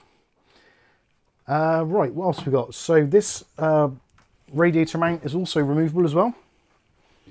Take the screws out of that. Actually, I'll wait till we get to the back to show you that. But yeah, so back to front options for both micro ATX and ATX size boards. Loads of pass-throughs for EPS cables and all that kind of stuff. I cannot tell you. The fans fit underneath that removable bit. That's in the base. Yeah, you can put the fans underneath if you want to. I don't think you can do 140s underneath though, but 120s you should be able to do.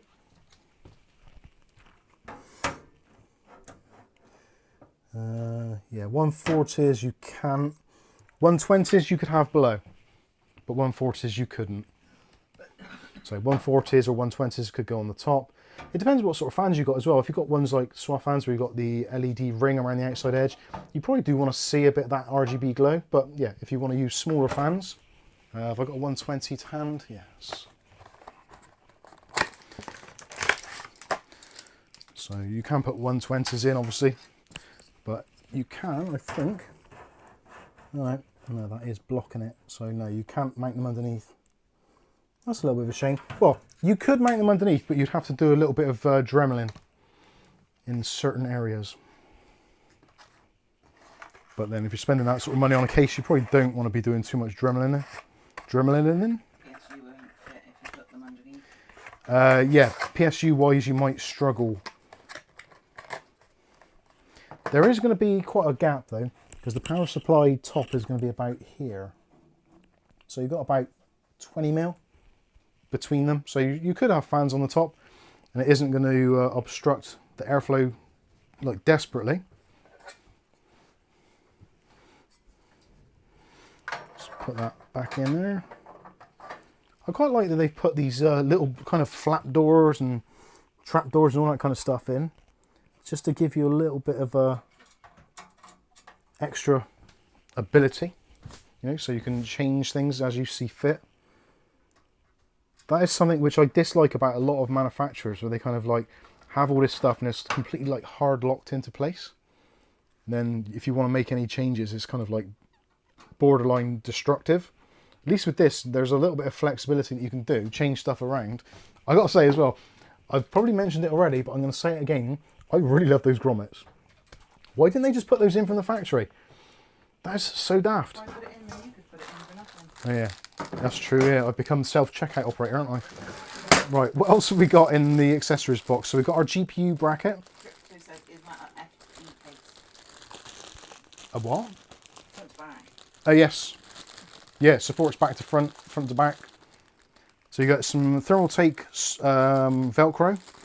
You also get some other Velcro Thermaltakes for cable management as well.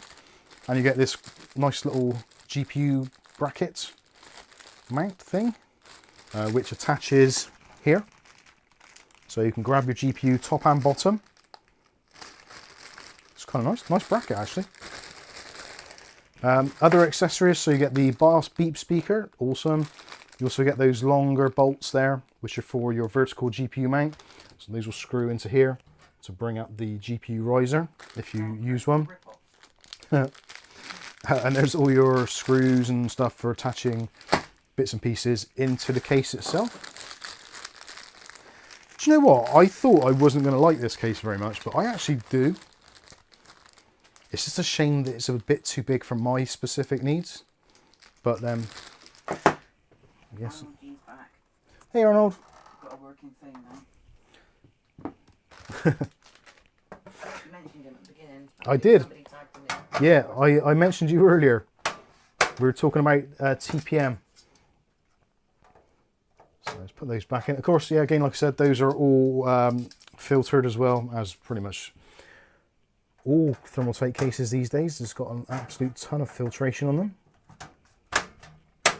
So anyway, yeah, that is the inside. When it comes to the top, we've already seen that anyway, but just to lean it down a little bit, you can see what is going on there. Also, I should show you already from the front. So from the front, you've got some pass-throughs on the side there. So if you're putting fans or a radiator in this side bit, you can pass your RGB cables straight through. Is that visible on the screen? I can't tell if it is or not. Apply and return, we close that down. Ah, cool, yeah. Yeah, you can see that perfectly. So yeah, big pass-throughs there for the fans that may be or may not be on your radiator or AIO or whatever if you put it there. These sections here don't look like they want to come off. I think they're probably screwed into place. Let's see. Feels like it does want to come off, but I don't want to yank at it, so I'm not going to damage it. Or does it? No, that don't want to come off. There is a filter in there though, and it looks like there is there and there. Anyway, also full length filter. Crypto says, Mike, did you buy a bigger bamboo lab during their sale? I didn't know. I picked up a second A1 Mini for a cracking discount. I would like a larger printer to make more use of it, but I don't really use it enough to make it worthwhile, really. So absolutely massive full length nylon mesh filter. Let's go in the bottom, and that just slots in actually quite nicely and clicks into place. Rick Dobbs, I would open the side and top areas for airflow.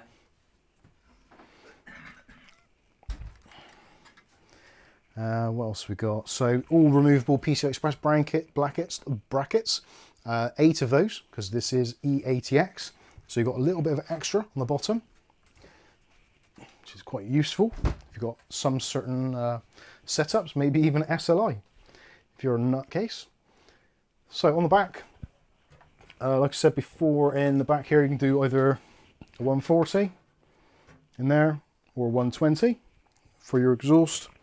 You've also got the rotatable PCI Express slots, so you can undo the 4 screws there, rotate it round. There's a, not too sure actually how you do that. That's going to be a bit of a, there's no extra panels in there, so it must be just using bits from there. Intriguing. Anyway, we'll work out how that works. Nice power, God bloody hell, those are done up tight. Thumb screws on the back, and all of the thumb screws have like a plastic washer on them as well, so they don't scratch the paint off, which is quite a nice touch. So you can mount your power supply in there. Not sure if you can get that actually. Can you see the plastic washer? And of course with that you can mount your power supply either way up, whichever suits your needs. You've got ventilation in the bottom and also in the top, so either way is fine. Or maybe if you're using one of the power supplies which have got the side mounting connections and you want to change it around or wherever the output goes, you can do all that stuff all nicely rounded off as well, which I guess you'd kind of expect from a more premium priced case. So in the back we have got removable drive rack, which actually I can do now. So you will need to take out a couple more screws for this because you've got the blanking plate. But then if you're taking the, well, if you're putting a load of fans in here, you're going to take the blanking plate out anyway. So you probably only have to do this part once. So once that's out, then all it is one screw at the top. And lift that up and out. So then you've got access to putting your radiators and fans on. Again, this I think is probably going to be directly interchangeable with the top one. I think they're both exactly the same. Yeah, it does appear they're both exactly the same. So yeah, you can swap them out between the two. Maybe move your radiator from the side to the top and from fans from top to the side, whatever. Or leave it out entirely and put some sort of water distro block in there. Who knows? I'm sure there's going to be people out there who come up with some crazy ingenious ideas on what they can do with their View 600s. Right, what else we got here? So we've got all of our cables, which are hopefully all nicely color coded. Yes, they are. Great stuff. So yeah, all white cables and a power connection block, HD block, and also USB, so that's really good. You've got cable management options, little tie down areas. You've got the loop throughs there, so those are designed to take out your Thermaltake tie wraps, the branded ones. See if I can split these. I'm not sure how many you get in there. I think there's about 7 or 8. So you can put those through these sections here.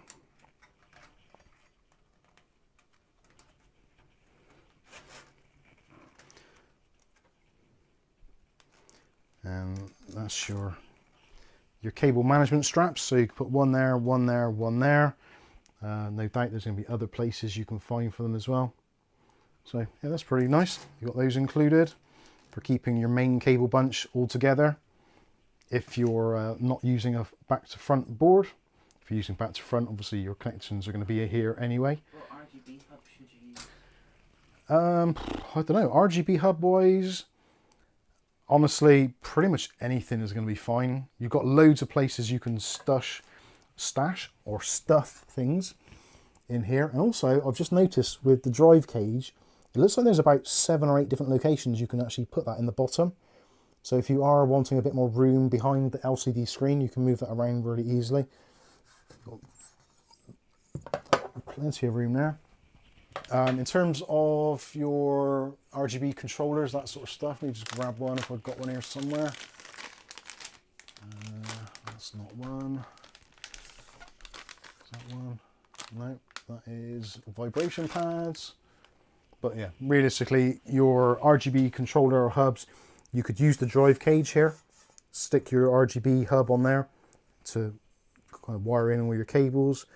You've got so much room in here, you could probably use 2 hubs if you wanted to, like have one at the bottom for some of the stuff over this side and one up here for the stuff at the top and the back or whatever. But yeah, there's loads of room, so you can pretty much do whatever you want to. Again, they've put this on super hard. So again, on the drive, you've got the drive caddy on the bottom, which will take 2 3.5 inch drives. This will take a 3.5 inch drive or 2 2.5s. And you can just unscrew that and lift it up. That just pulls out, nice and simple. If you need to get access to the back of your CPU area for brackets and what have you. So yeah, that's pretty nice, works well. Yeah, pass-throughs for all your cables. You can't go too far wrong there, really. And the cables route down nicely, nice and long.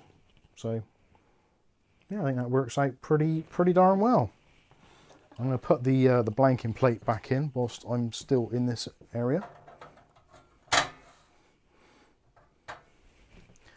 I do like this case. I wish they did a View 500, which was just a bit smaller, or maybe just chop that angled edge off the front. I don't really see the point of having the hexagonal type front. It's kind of nice. It makes it different, I guess. And it's kind of almost unmistakably a Thermaltake case because of that design, because of the tower range, like the Tower 250, etc. Right, what else do we need to look at? The bottom. Let's take a look at the bottom. So on the bottom, again, we've got that full length filter, big feet on there to rise it off the desk a little bit. And you can see they've got the rubber grommets for the drive cage, so the drive cage can slot all the way back here. And also can be moved upwards, so you can move it away from there. So yeah, lots of options for that. Does that front panel come off? Oh, yep. Although I don't think it liked it at the top, but... Hello, Thermaltake. Sorry, I think I might have damaged your case. Oops. Let's put that back in there. I'm pretty sure that is designed to come off. how does the top bit come off? It looks like there's screws in the top. So this bit can come out, but only kind of like half of it for some strange reason. It's a bit of a peculiar idea. I wonder if that is 2 screws in there. Right, I'm going to take the screws out anyway, because potentially I've broken it now, so it will be part of the learning experience for the review.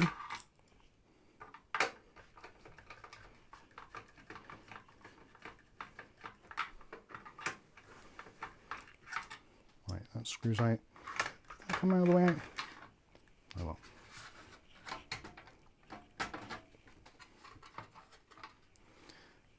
Yeah, maybe there's an easier way of doing this. But if there is, I haven't found it. Ah, yeah, there we go. Just because it's fresh plastic. So yeah, that front panel does come off. You see there? But yeah, there are 3 screws. So 1, 2, 3 to hold the top section on. And the bottom section is held on with those push panels. And there's your filter at the bottom, which looks like you can unscrew to clean it if you wanted to. But that is the only one which isn't actually fully removable from what I can tell. Doesn't look like it comes out. Although, saying that, no it doesn't. No, so that bit doesn't come apart any more than that from what I can see.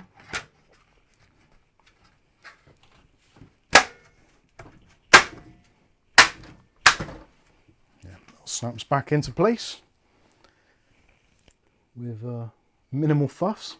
And I suppose these screws, like realistically, you don't have to put them back in if you didn't want to.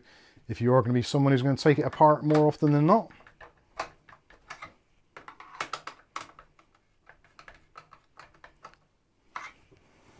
And there we go. I think we've pretty much seen everything.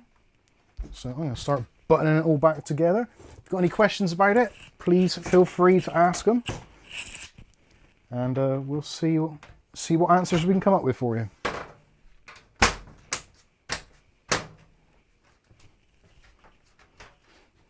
Is that gone in? Yes.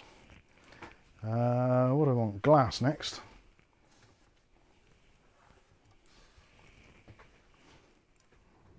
Not too sure which side was which now. Will it go in both ways? One way to find out. Well, that one definitely goes that way round, and that one latches in the front and push into place there. Yeah, that looks good. I wonder if those are rotatable. Yeah, it looks like they are. Nice. What else is there? I think that's pretty much it. So yeah, I think that is pretty much everything about the case. You should have had an option to mount the screen in the front, says David. Yeah, that's not too... Crypto says, do they sell replacement front panels in case you break them? I honestly don't know. I would hope so. Thermaltake is generally quite good with stuff like that, like spare parts.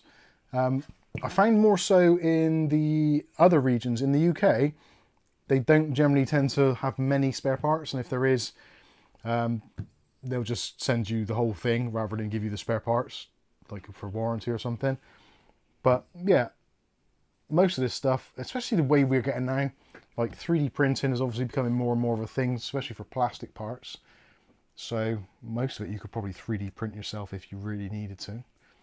But yeah, I quite like this. I would have liked it to have a flat front. I think for me would have made it a little bit more appealing to me. But having said that, it's nice to have that, and especially if you've got all your lighting and RGB stuff in there, it is going to like reflect the light in lots of different little areas, which is pretty cool. Yeah, that's quite nice actually, the fact that you could just pop the front out. So if you're doing any maintenance or anything, you don't have to take the front panel off, the big glass panel. You could leave that in place and just have this as kind of like your access hole. So if you wanted to, you know, wiggle the connectors on your fans, or reach across and, I don't know, plug a CPU into a different place, or like not a CPU fan or some sort of cooler, or even just for like dusting or whatever. So you don't have to take the big whole panel off. Yeah, I quite like it. Let me know in the chat, what are your thoughts on it? I'm going to put it away anyway, but I'm going to... Don't like it's a fish tank. Who don't like a fish tank? That's Jan. That's Jan. Come on, man. That's Jan. I'm sort of kind of with you. The thing is with a fish tank case, there isn't really a huge difference between a fish tank case and a traditional tower case, other than you've got glass at the front. But yeah, I understand where you're coming from. Move the front and you can fit a fan 9090. Just need to be able to afford one.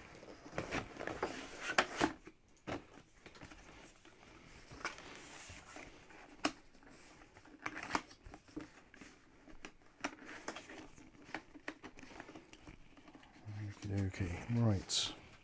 Let's chuck that back on there. I have chips in mine.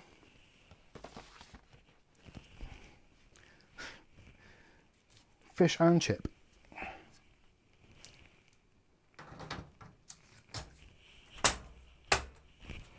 Something else I do like as well, actually, about these sort of design of the case, something which has always annoyed me about the Series 500 is the PCI Express brackets.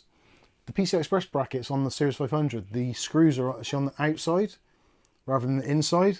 I know it's a really kind of petty little thing, but whenever I have to change the graphics card out in that thing, it really annoys me, because not only do I have to remove the glass front panel because the hinges are in the way, I have to remove the PCI Express like blanking plug on the back, so that's another 2 screws, and then I can undo the graphics card. Whereas with this, I've just got to take off the side and I've got direct access to the screws to hold in the PCI Express cards, which actually does make life easier, especially if you're doing it like quite often. Who's that? Lucky Man? Yeah. Hey, Lucky Man. Quick hi, just got back from Thailand. I got told I was cheating whilst at kickboxing just because taking my leg off and hitting it is not a local move. Oh dear. Good to see you. That's very good. Very nice to see you and hear from you, rather.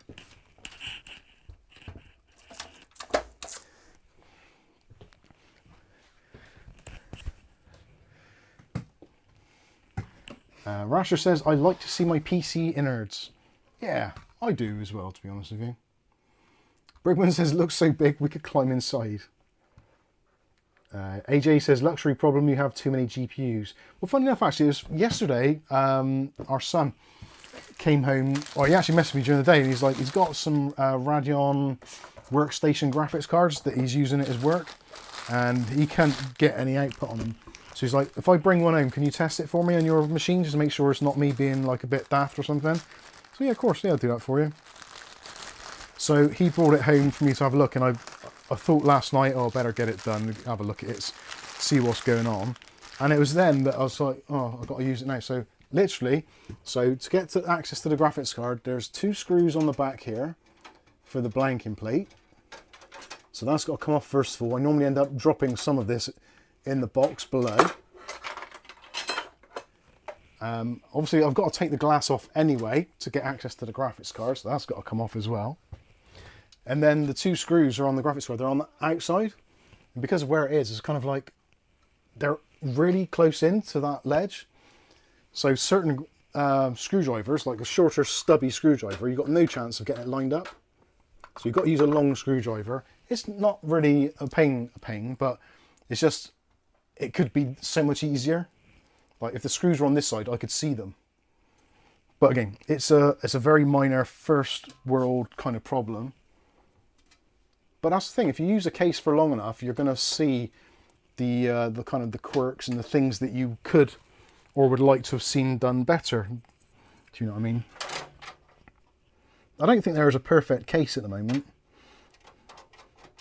And I'm pretty sure there never will be. So it's kind of one of those jobs for life, trying to find the perfect case. I could be like our friend Casey Stern on Camera Conspiracies, who's trying to find the perfect camera. And it's like, that's a YouTube job for life, because I don't think it's ever going to be a thing. There'll always be something which upsets somebody. Sorry? Yeah. Yeah, everyone's interpretation of the perfect case or the perfect anything is obviously their own version of it, isn't it? Last man standing, what was wrong with the Radeon? I honestly don't know, it was just dead. I plugged it into the slot, it wasn't recognised in Device Manager, the diagnostic LED on the motherboard said VGA as if there wasn't a graphics card installed. The fan on the card wasn't spinning at all, which normally I'm pretty sure those workstation cards, even though it's got a small fan, I'm pretty sure it just spins as soon as it gets power and then turns off when the driver kicks in. I could be wrong. If anyone's got a workstation card of that sort of nature, let me know, because I've never used one before. But I was expecting at least for the fan to be spinning. So I'm going to have my drink now and answer some of your questions, I think. He says, reaching over.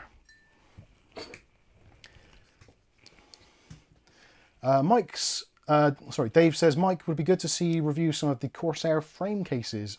You interested? I like the frame. What's the one that's just come out? Is it the 4500X? I think the no, there wasn't a bar switch on it, Crypto. I think I just saw a review yesterday on Short Circuit, Linus Media Group's channel, and I'm sure it was the Corsair frame 4500X, which I liked the look of, and it seemed like a really nice case. But then I heard the price, and I thought, no, sir, that seems too expensive. I know there's the 4000D frame, isn't there, or the 4000X frame, but I've not really seen the prices on those. I have noticed them, and yeah, I would like to have a look at one at some point or other. It's just a shame for me. I like Corsair cases in general. They are kind of like one of the market leaders, and they're generally a safe-ish bet for most people. But I do feel that Corsair, pretty much like we were discussing a little bit earlier, really, the fact that they are owned now by shareholders, they have a legal responsibility to create money for the shareholders, and it seems the quality has slipped. I think personally, like years ago, you used to have a Corsair, like I think I had the C750, which is a hulking great tower of a case. It was built like an absolute tank, and it wasn't overly expensive, but it was really, really big. It had loads of drive cages, loads of bits you could pull in and take away, but it wasn't very expensive compared with other cases on the market at the time, which were similar or even just like a bog standard case. But now it seems that a lot of Corsair cases are getting to be prohibitively expensive. John Doe says the frame 4000D, it's been their best case in a very long time. Yeah, a lot of people are saying that about the 4000. I think the 4000D, the frame version, is probably the one that I would be most interested in terms of price wise. In terms of looks, I did like the 4500, and I quite like the 3500, but they seem to be just ridiculously expensive. And also, there is the usual thing of Corsair with their IQ software and that whole kind of ecosystem thing. I get it, it kind of makes sense, but it's one of those things that you get into and then you always find yourself making compromises with any ecosystem. It's always a thing, but I find that Corsair's software is the one that plays least well with other systems. And pretty much all the other systems work okay-ish, but Corsair is the one. We keep on getting videos or people asking questions about it on videos whenever we do anything Corsair.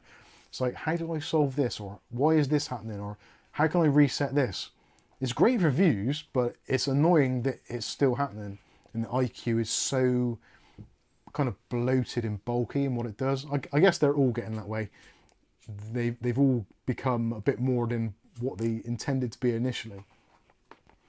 But yeah, I think it's a pretty good one. Brigman says, Mike, you should do the worst case you can buy segment. We've come close a few times with some of the budget bangers we've had recently. There was one not long ago which was about 20 quid, and it was absolutely horrendous.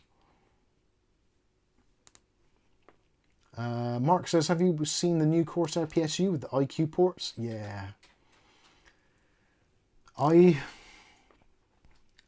like Corsair stuff, and I like Leanne Lee and various others, but the more that we see the kind of integration of that sort of stuff into other things, like an IQ hub in a power supply, firstly, obviously, it's just another area that can fail. Like, all electrical components can fail, but by having a power supply and then throwing in some IQ stuff as well, then obviously Leanne Lee are guilty of it as well, because they've done the same on theirs. They've put USB ports into their power supplies. It's not a new thing, but yeah, it's a strange thing. Dave says Corsair have released a new hub called the Commander Duo, which has standard 4-pin ARGB ports, so they now officially support third-party devices in IQ. That's great, but it's still, like, they haven't done it to be friendly to the market. They've done it because they make their own normal ARGB stuff, like the RS120 fans. But yeah, it's a step in the right direction. Do they support other RAM now? Because I'm pretty sure IQ didn't support other brands of RAM at all. Which is one of the things which actually really annoyed me, because, like, I don't mind having a Corsair case, and I don't mind really integrating IQ for some of the RGB. Like, I had a K70 keyboard, I had a 365 mouse, I think it was, and various other Corsair components. So I didn't really mind being on the ecosystem, but then it's like, yeah, but you've got to use a Corsair RAM. So I don't want to use Corsair RAM, I want to use something else. But then you couldn't get it, it wouldn't integrate, which was a pain.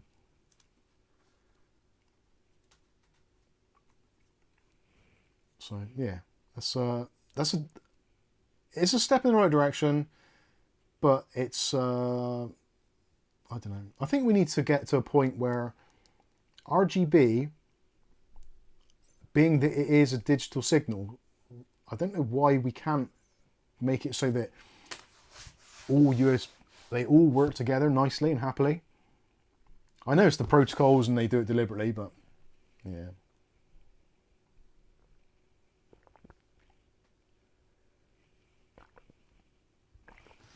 John says, I don't think you need IQ to sync RAM RGB now. Yeah, because it works both ways, isn't it? So can you change the colours of IQ or Corsair RAM with, like, MSI Center or Gigabyte Control Center or ASRock, whatever sync it is these days? Because if it worked both ways, it would be okay. So if it supported IQ and, like, another RGB software. I know things like Signal RGB and Open RGB will talk to Corsair RAM.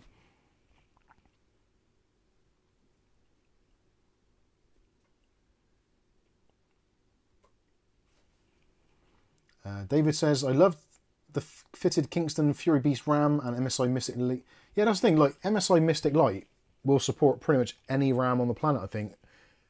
And there used to be a Corsair plugin for it. I'm not sure whether it works off the bat. I haven't had Corsair RAM in a very long time, RGB RAM, so I couldn't answer that. Dave says, you can change Corsair RAM in MSI Center. Oh, that's good. But don't think you can change third-party RAM in IQ. Right, okay. Yeah, that makes sense. Kitchen sink. Nice one, Paul. Brigman says, Signal RGB seems to be the best, but it's subscription based. That's the downside. Yeah, and it's starting to get a bit bloated as well. I liked Signal RGB when it first came out. I don't like their stupid YouTube videos where they, like, cut things in half or take off a GPU die and put it onto a motherboard, or just rip the capacitors off something to make it faster.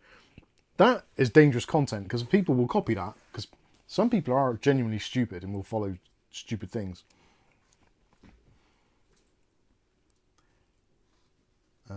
Kingston, yeah, a lot of people are saying they have Kingston RAM these days. I think Kingston RAM is becoming quite popular. I've had a few kits of Kingston RAM and it was really good. Yeah, Dave says, I hate Signal RGB, wish they made a light version. It's bloated with a terrible UI. Yeah, I actually used OpenRGB a couple of times recently, and I think I kind of sussed it out a little bit. At first, it's really daunting. I didn't understand it, but I realised after that OpenRGB as a kind of just a standalone install is really only like a 2/3 of the way. You have to install additional modules to get stuff to function, and I didn't realise that, and it was never made clear. I've watched numerous videos on it, and no one's really ever gone into it and said, like, yeah, if you want to do this, you need to install this module. If you want to do this, you want to install this module. So yeah, that was always my problem with OpenRGB. I think OpenRGB potentially is the best software on the market, but it's very much it's almost like a Linux in the respect that, like, you can install it and you can get it on your system and you can do stuff with it, but to actually get it to do what you want it to do is a little bit more finicky, and trying to get any help on it is like, people are very kind of guarded, or like, well, you should know how to do that. It's like, well, no, I don't, otherwise I wouldn't ask. And I've asked numerous times on various forums about OpenRGB, and I always get like really snotty answers, or not snotty, but stuffy, like that you'd get in a typical Linux community of yesteryear. There we go, just upset about half the audience.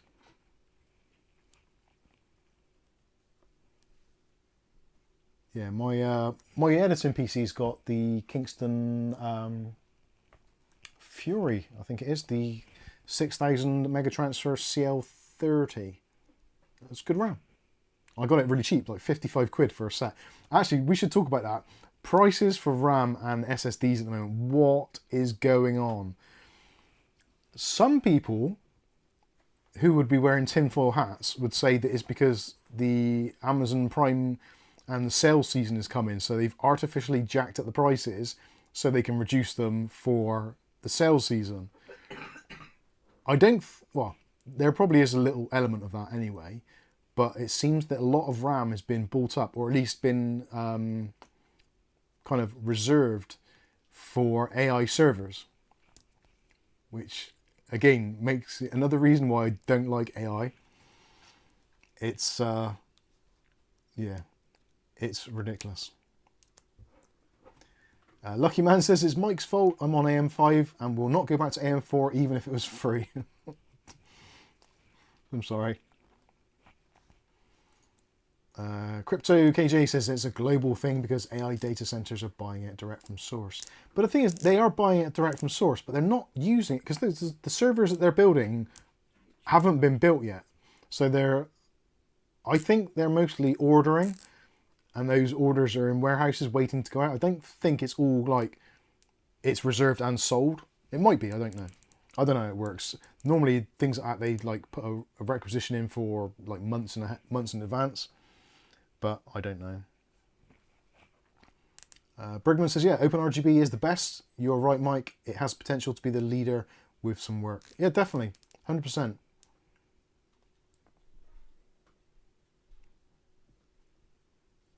Nick Barnes says, I was put off Corsair RAM as some didn't work with AMD, so went Crucial, Ballistics, then Kingston and Silicon Power without any issues, DDR4.0. Yeah, it's going to be, actually, I'm going to have a quick look. Not that I generally don't pay full price for RAM, if I can help it. I normally try and buy second-hand RAM, because RAM these days has all got a lifetime warranty anyway, so like, just buy some second-hand RAM, and if it's not any good, just return it. I know it's a pain. Nobody wants to do it, but I'm going to just see what the prices are at the moment for DDR5 3200 ARGB. I specifically want ARGB because that does make a difference, because the plain vanilla stuff does fluctuate and has sometimes like artificially low pricing. So DDR5 32 gigabytes. It would be nice to see Corsair Vengeance being like the cheapest on the market like it used to be, but bloody hell. Yeah, that's getting dear. So there's some Crucial Pro, DDR5 32 gig kit, 6400 mega transfers, CL38, not ideal. Those are £96 for a pair. in white, no RGB. Crucial Pro in black. They did have some for £75 on Amazon, but they've sold out straight away. So yeah, you see where that's going. Clev, I know these are 4 weeks ago. So no, there hasn't been any decent deals for a long time. Oh shit, this is not looking good. Christmas PC sales are looking very, very dire this year. I'm not happy at all. CL, actually I'm not going to put in CL30, let's put 32 gigs. Actually I should have done PC part picker, that would have been a better way of doing it. So yeah, even AliExpress at the moment, like £85 for, doesn't say what mega transfers it is, but actually let's go to Scan Computers because they're not too bad for RAM. Normally they're quite competitive pricing. Holy shit. They only do Corsair though. I don't think they sell any other brand. Actually, am I right? Anyone who's been a long time shopper at Scan, am I right in thinking they only sell Corsair RAM? I don't recall seeing any other brands there at all. Yeah, no, they've only got Corsair. So, what are we looking at? Let's have a look for price, low to high. And we want 32 gigabytes. Where's your mouse gone now? Oh, there it is. 32 gigabytes. So, yeah, DDR5 Vengeance RGB, 120 quid on pre-order. That is CL40. Oof. That's rough. CL36 non-RGB DDR5 Vengeance 140, 6,000 mega transfers. It looks like that is pretty much, yeah, about 140 is about the cheapest 32 gig kit. That's a lot of money.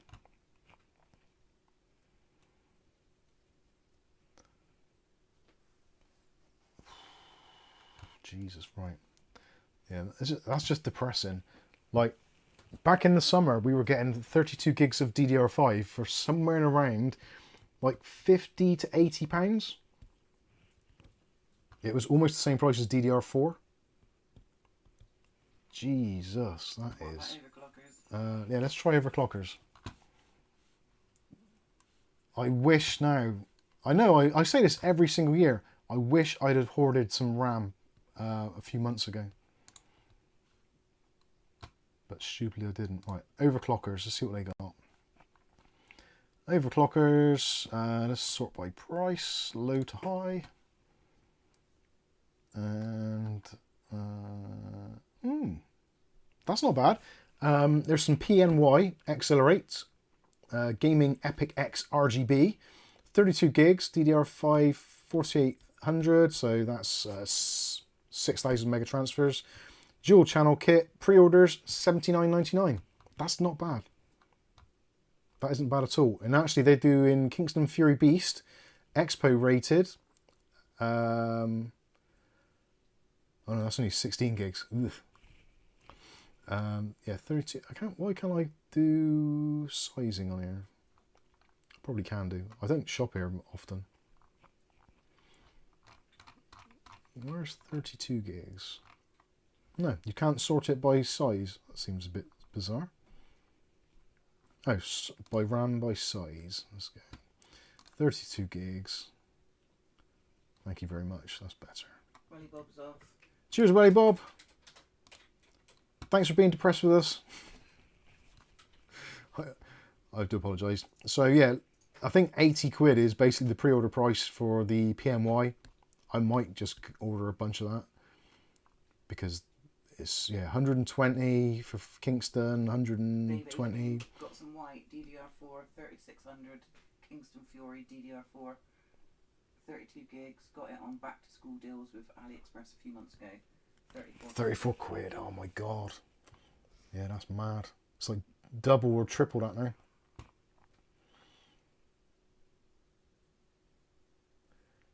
Lucky Man's Aorus RTX 5070 Ti Thailand, 758 pounds. So did I get one? I don't know. Hopefully. It's not a bad price. Nick says the AWD Kingston Fury Beast ARGB 5000 megahertz. Sorry, 5600 CL36 99.99. Yeah, it's not looking great, is it? I think the pre-order for the PMY at 80 quid. That sounds pretty good. Lifetime warranty of OC UK as well. CL36, which isn't ideal, but it's fine. 80 quid. So yeah, 40 quid for 16 gigs, which is about where 16 gigs normally ends up being price-wise. So it's not unheard of. So yeah, I might have to get some of those.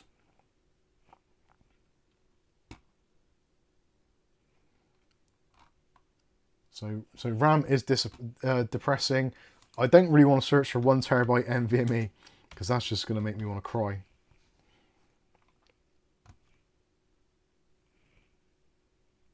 What the fuck? Sorry. I need to sort by price low to high, I think.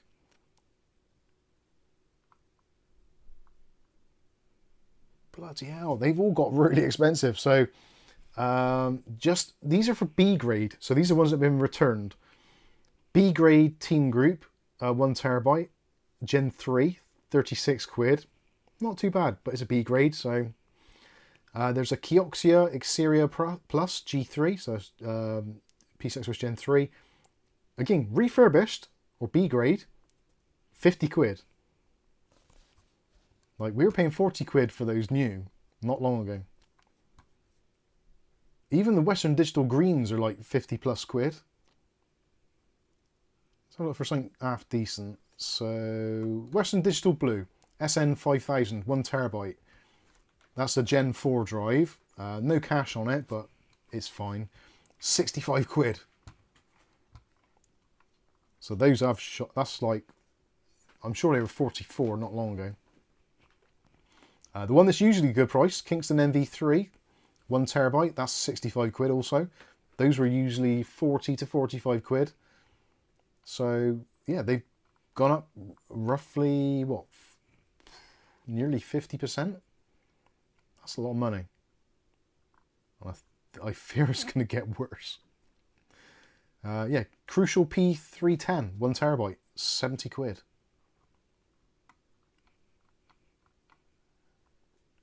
Wow. Western Digital Black, SN850X, great drives, 85 quid for 1 terabyte, which they're normally on the pricier side anyway. So that isn't like hideous, but it's not good.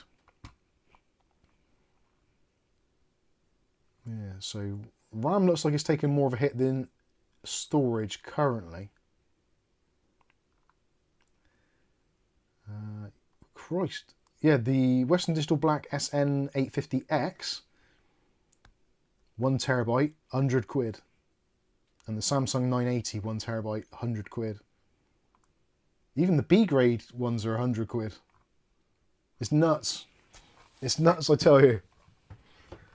Anyway, that's enough of that. So, I think that is pretty much it. Unless there's any last minute questions that you lovely people have got. Let's see, I'm sure there's somebody flagged something earlier and I didn't notice it. Oh yeah, Ira Wolfman. Thank you very much, Ira Wolfman, for the 5 Mike's Unboxing reviews and how to gift memberships. Oh, I didn't see Kath that. didn't see it. She's been... Sorry. She on her phone playing games. She didn't care about you. Or me. But you were so keeping an eye on the chat. I know. There's Colonel's Z28 has received a gift membership from Ira Wolfman, because he's a lovely man. Vlad FCP also. Arnold G, our main man, technician spanner there. He's also received a gift membership from Ira Wolfman. Michael's received one. And also Michael K. Fantastic. Thank you very much, Ira Wolfman. And sorry we didn't address that earlier. Sorry. I thought I saw it when I was doing the case stuff. I do apologise, and Kath apologises even more. Stuff? When I was going on the case tours, I couldn't really see the screen very well. Oh, right, okay. So our apologies for not noticing that a little bit earlier. When was that anyway? Oh no, that was when we were talking about RAM, when we started. Sorry, yeah, I must have been deeply engrossed in the screen. I am extremely apologetic, Ira Wolfman. You haven't long come in, so... Good, so... Apologies, exactly. Dave Aiken says there's a nice looking 9070 XT gaming OC on the bot. 505 quid, accepts offers, brand new and sealed. Comes with at least 1 year's updates. Sorry, couldn't help myself. Hey Thanos, how you doing? John Davison says Blackadder reference. I used to love Blackadder. I need to watch Blackadder again. That was great. Blackadder the second, I think was my favourite one with Queenie and Melchett. I did enjoy it. The first series I didn't really like. I didn't get into. But the second series and so on, I thought was excellent. Right, yeah, I think that is pretty much it. Like I said earlier in the stream, for those of you that joined later on or didn't catch the beginning, we will be releasing a video which theoretically could get the channel struck again. I'm hoping it doesn't. I'm hoping that YouTube have sorted out whatever has been going on in the algorithms. So if for any reason we do, normally when you get a strike, you're not allowed to live stream for... I think it's 2 weeks next time, wasn't it? And yeah, that's on your first strike, I think it's 5 to 7 days, isn't it? I think it's a week. I think it's a week you can't stream for. So we're going to release a video anyway, probably at some point this week. So if for some reason we are unable to stream on Saturday, also as well, if you get a strike, you're not able, I think, you can't upload, and I don't think you can access the community post either. So if we do get a strike, potentially the only way I'll be able to tell anyone is either Facebook or via, I don't know, Pigeons, Discord, yeah, Discord, or potentially on our other platforms. So if you are interested in following us on Odyssey or Rumble, you're more than welcome to do so. We have just uploaded, or in the process of, I'm not sure how far they got through, but Odyssey have uploaded basically our entire YouTube back catalogue. So there are the best part of almost 3,000 videos, I believe. How many videos have we done? I'm not sure, but it won't have the lives on there because I think they only do them up for an hour. So yeah, it won't be live streams, but all the other sort of normal longer form content will be available. So if you want to, you're right. Arnold G says AI strike party. Yes. Hopefully once. Hey Mike, what movie was your favourite as a child and why? I don't know. As a child, I don't know. As an older child, probably RoboCop. I don't know why that seemed to resonate with me more than most things. Younger than that, I don't know. Probably like something stupid like Smoking the Bandit or that sort of thing. There's probably something else. I can't really think of anything off the top of my head, but those are the kind of ones which I could sort of remember. Mike can't remember anything about his childhood. John says, do a Rumble live stream if all else fails. Yeah, that might be a way forward, to be honest with you. Rasher says, I just won the gold at the National Weather Forecasting Championships. I beat the reigning champ. You're so silly. Oh, that was funny though. Right. Yeah, Police Academy. That was a great one as well. Thank you all for joining us. Convoy. Thanks for everyone who's contributed, and thanks for everyone who's just putting up with me and being my miserable self. The YouTube thing is really, it does get really taxing on the old brain cells, and yeah, it's weird because you've got an overwhelming feeling of community because there's like thousands of you out there that watch, but there's also a feeling of kind of isolation because it's basically you versus YouTube, and yeah, YouTube's a funny boss. Anyway, thanks all for watching. Hopefully you have a fantastic rest of your weekend. If you're in the Bristol area tomorrow, feel free to drop into Motor Parts in Downend and say hello. I'll be very happy to see you, although I'll probably be blurry-eyed because it's early in the morning for me getting up. Don't like getting up. Anyway, I've been Mike. This is Mike's Unboxing Reviews and How To, and hopefully we'll catch you in the very next video. Have a fantastic weekend, and we'll see you next week. Hopefully a little bit earlier. I do apologise for that, and I can't use my buttons, I don't think, to end the stream. We'll see. Does that work? No, that doesn't work either. Jinxed. Let's try the end stream button. Do you want to end your stream? Yes, we do. Thanks, everyone. Have a great weekend. See you later. Bye-bye.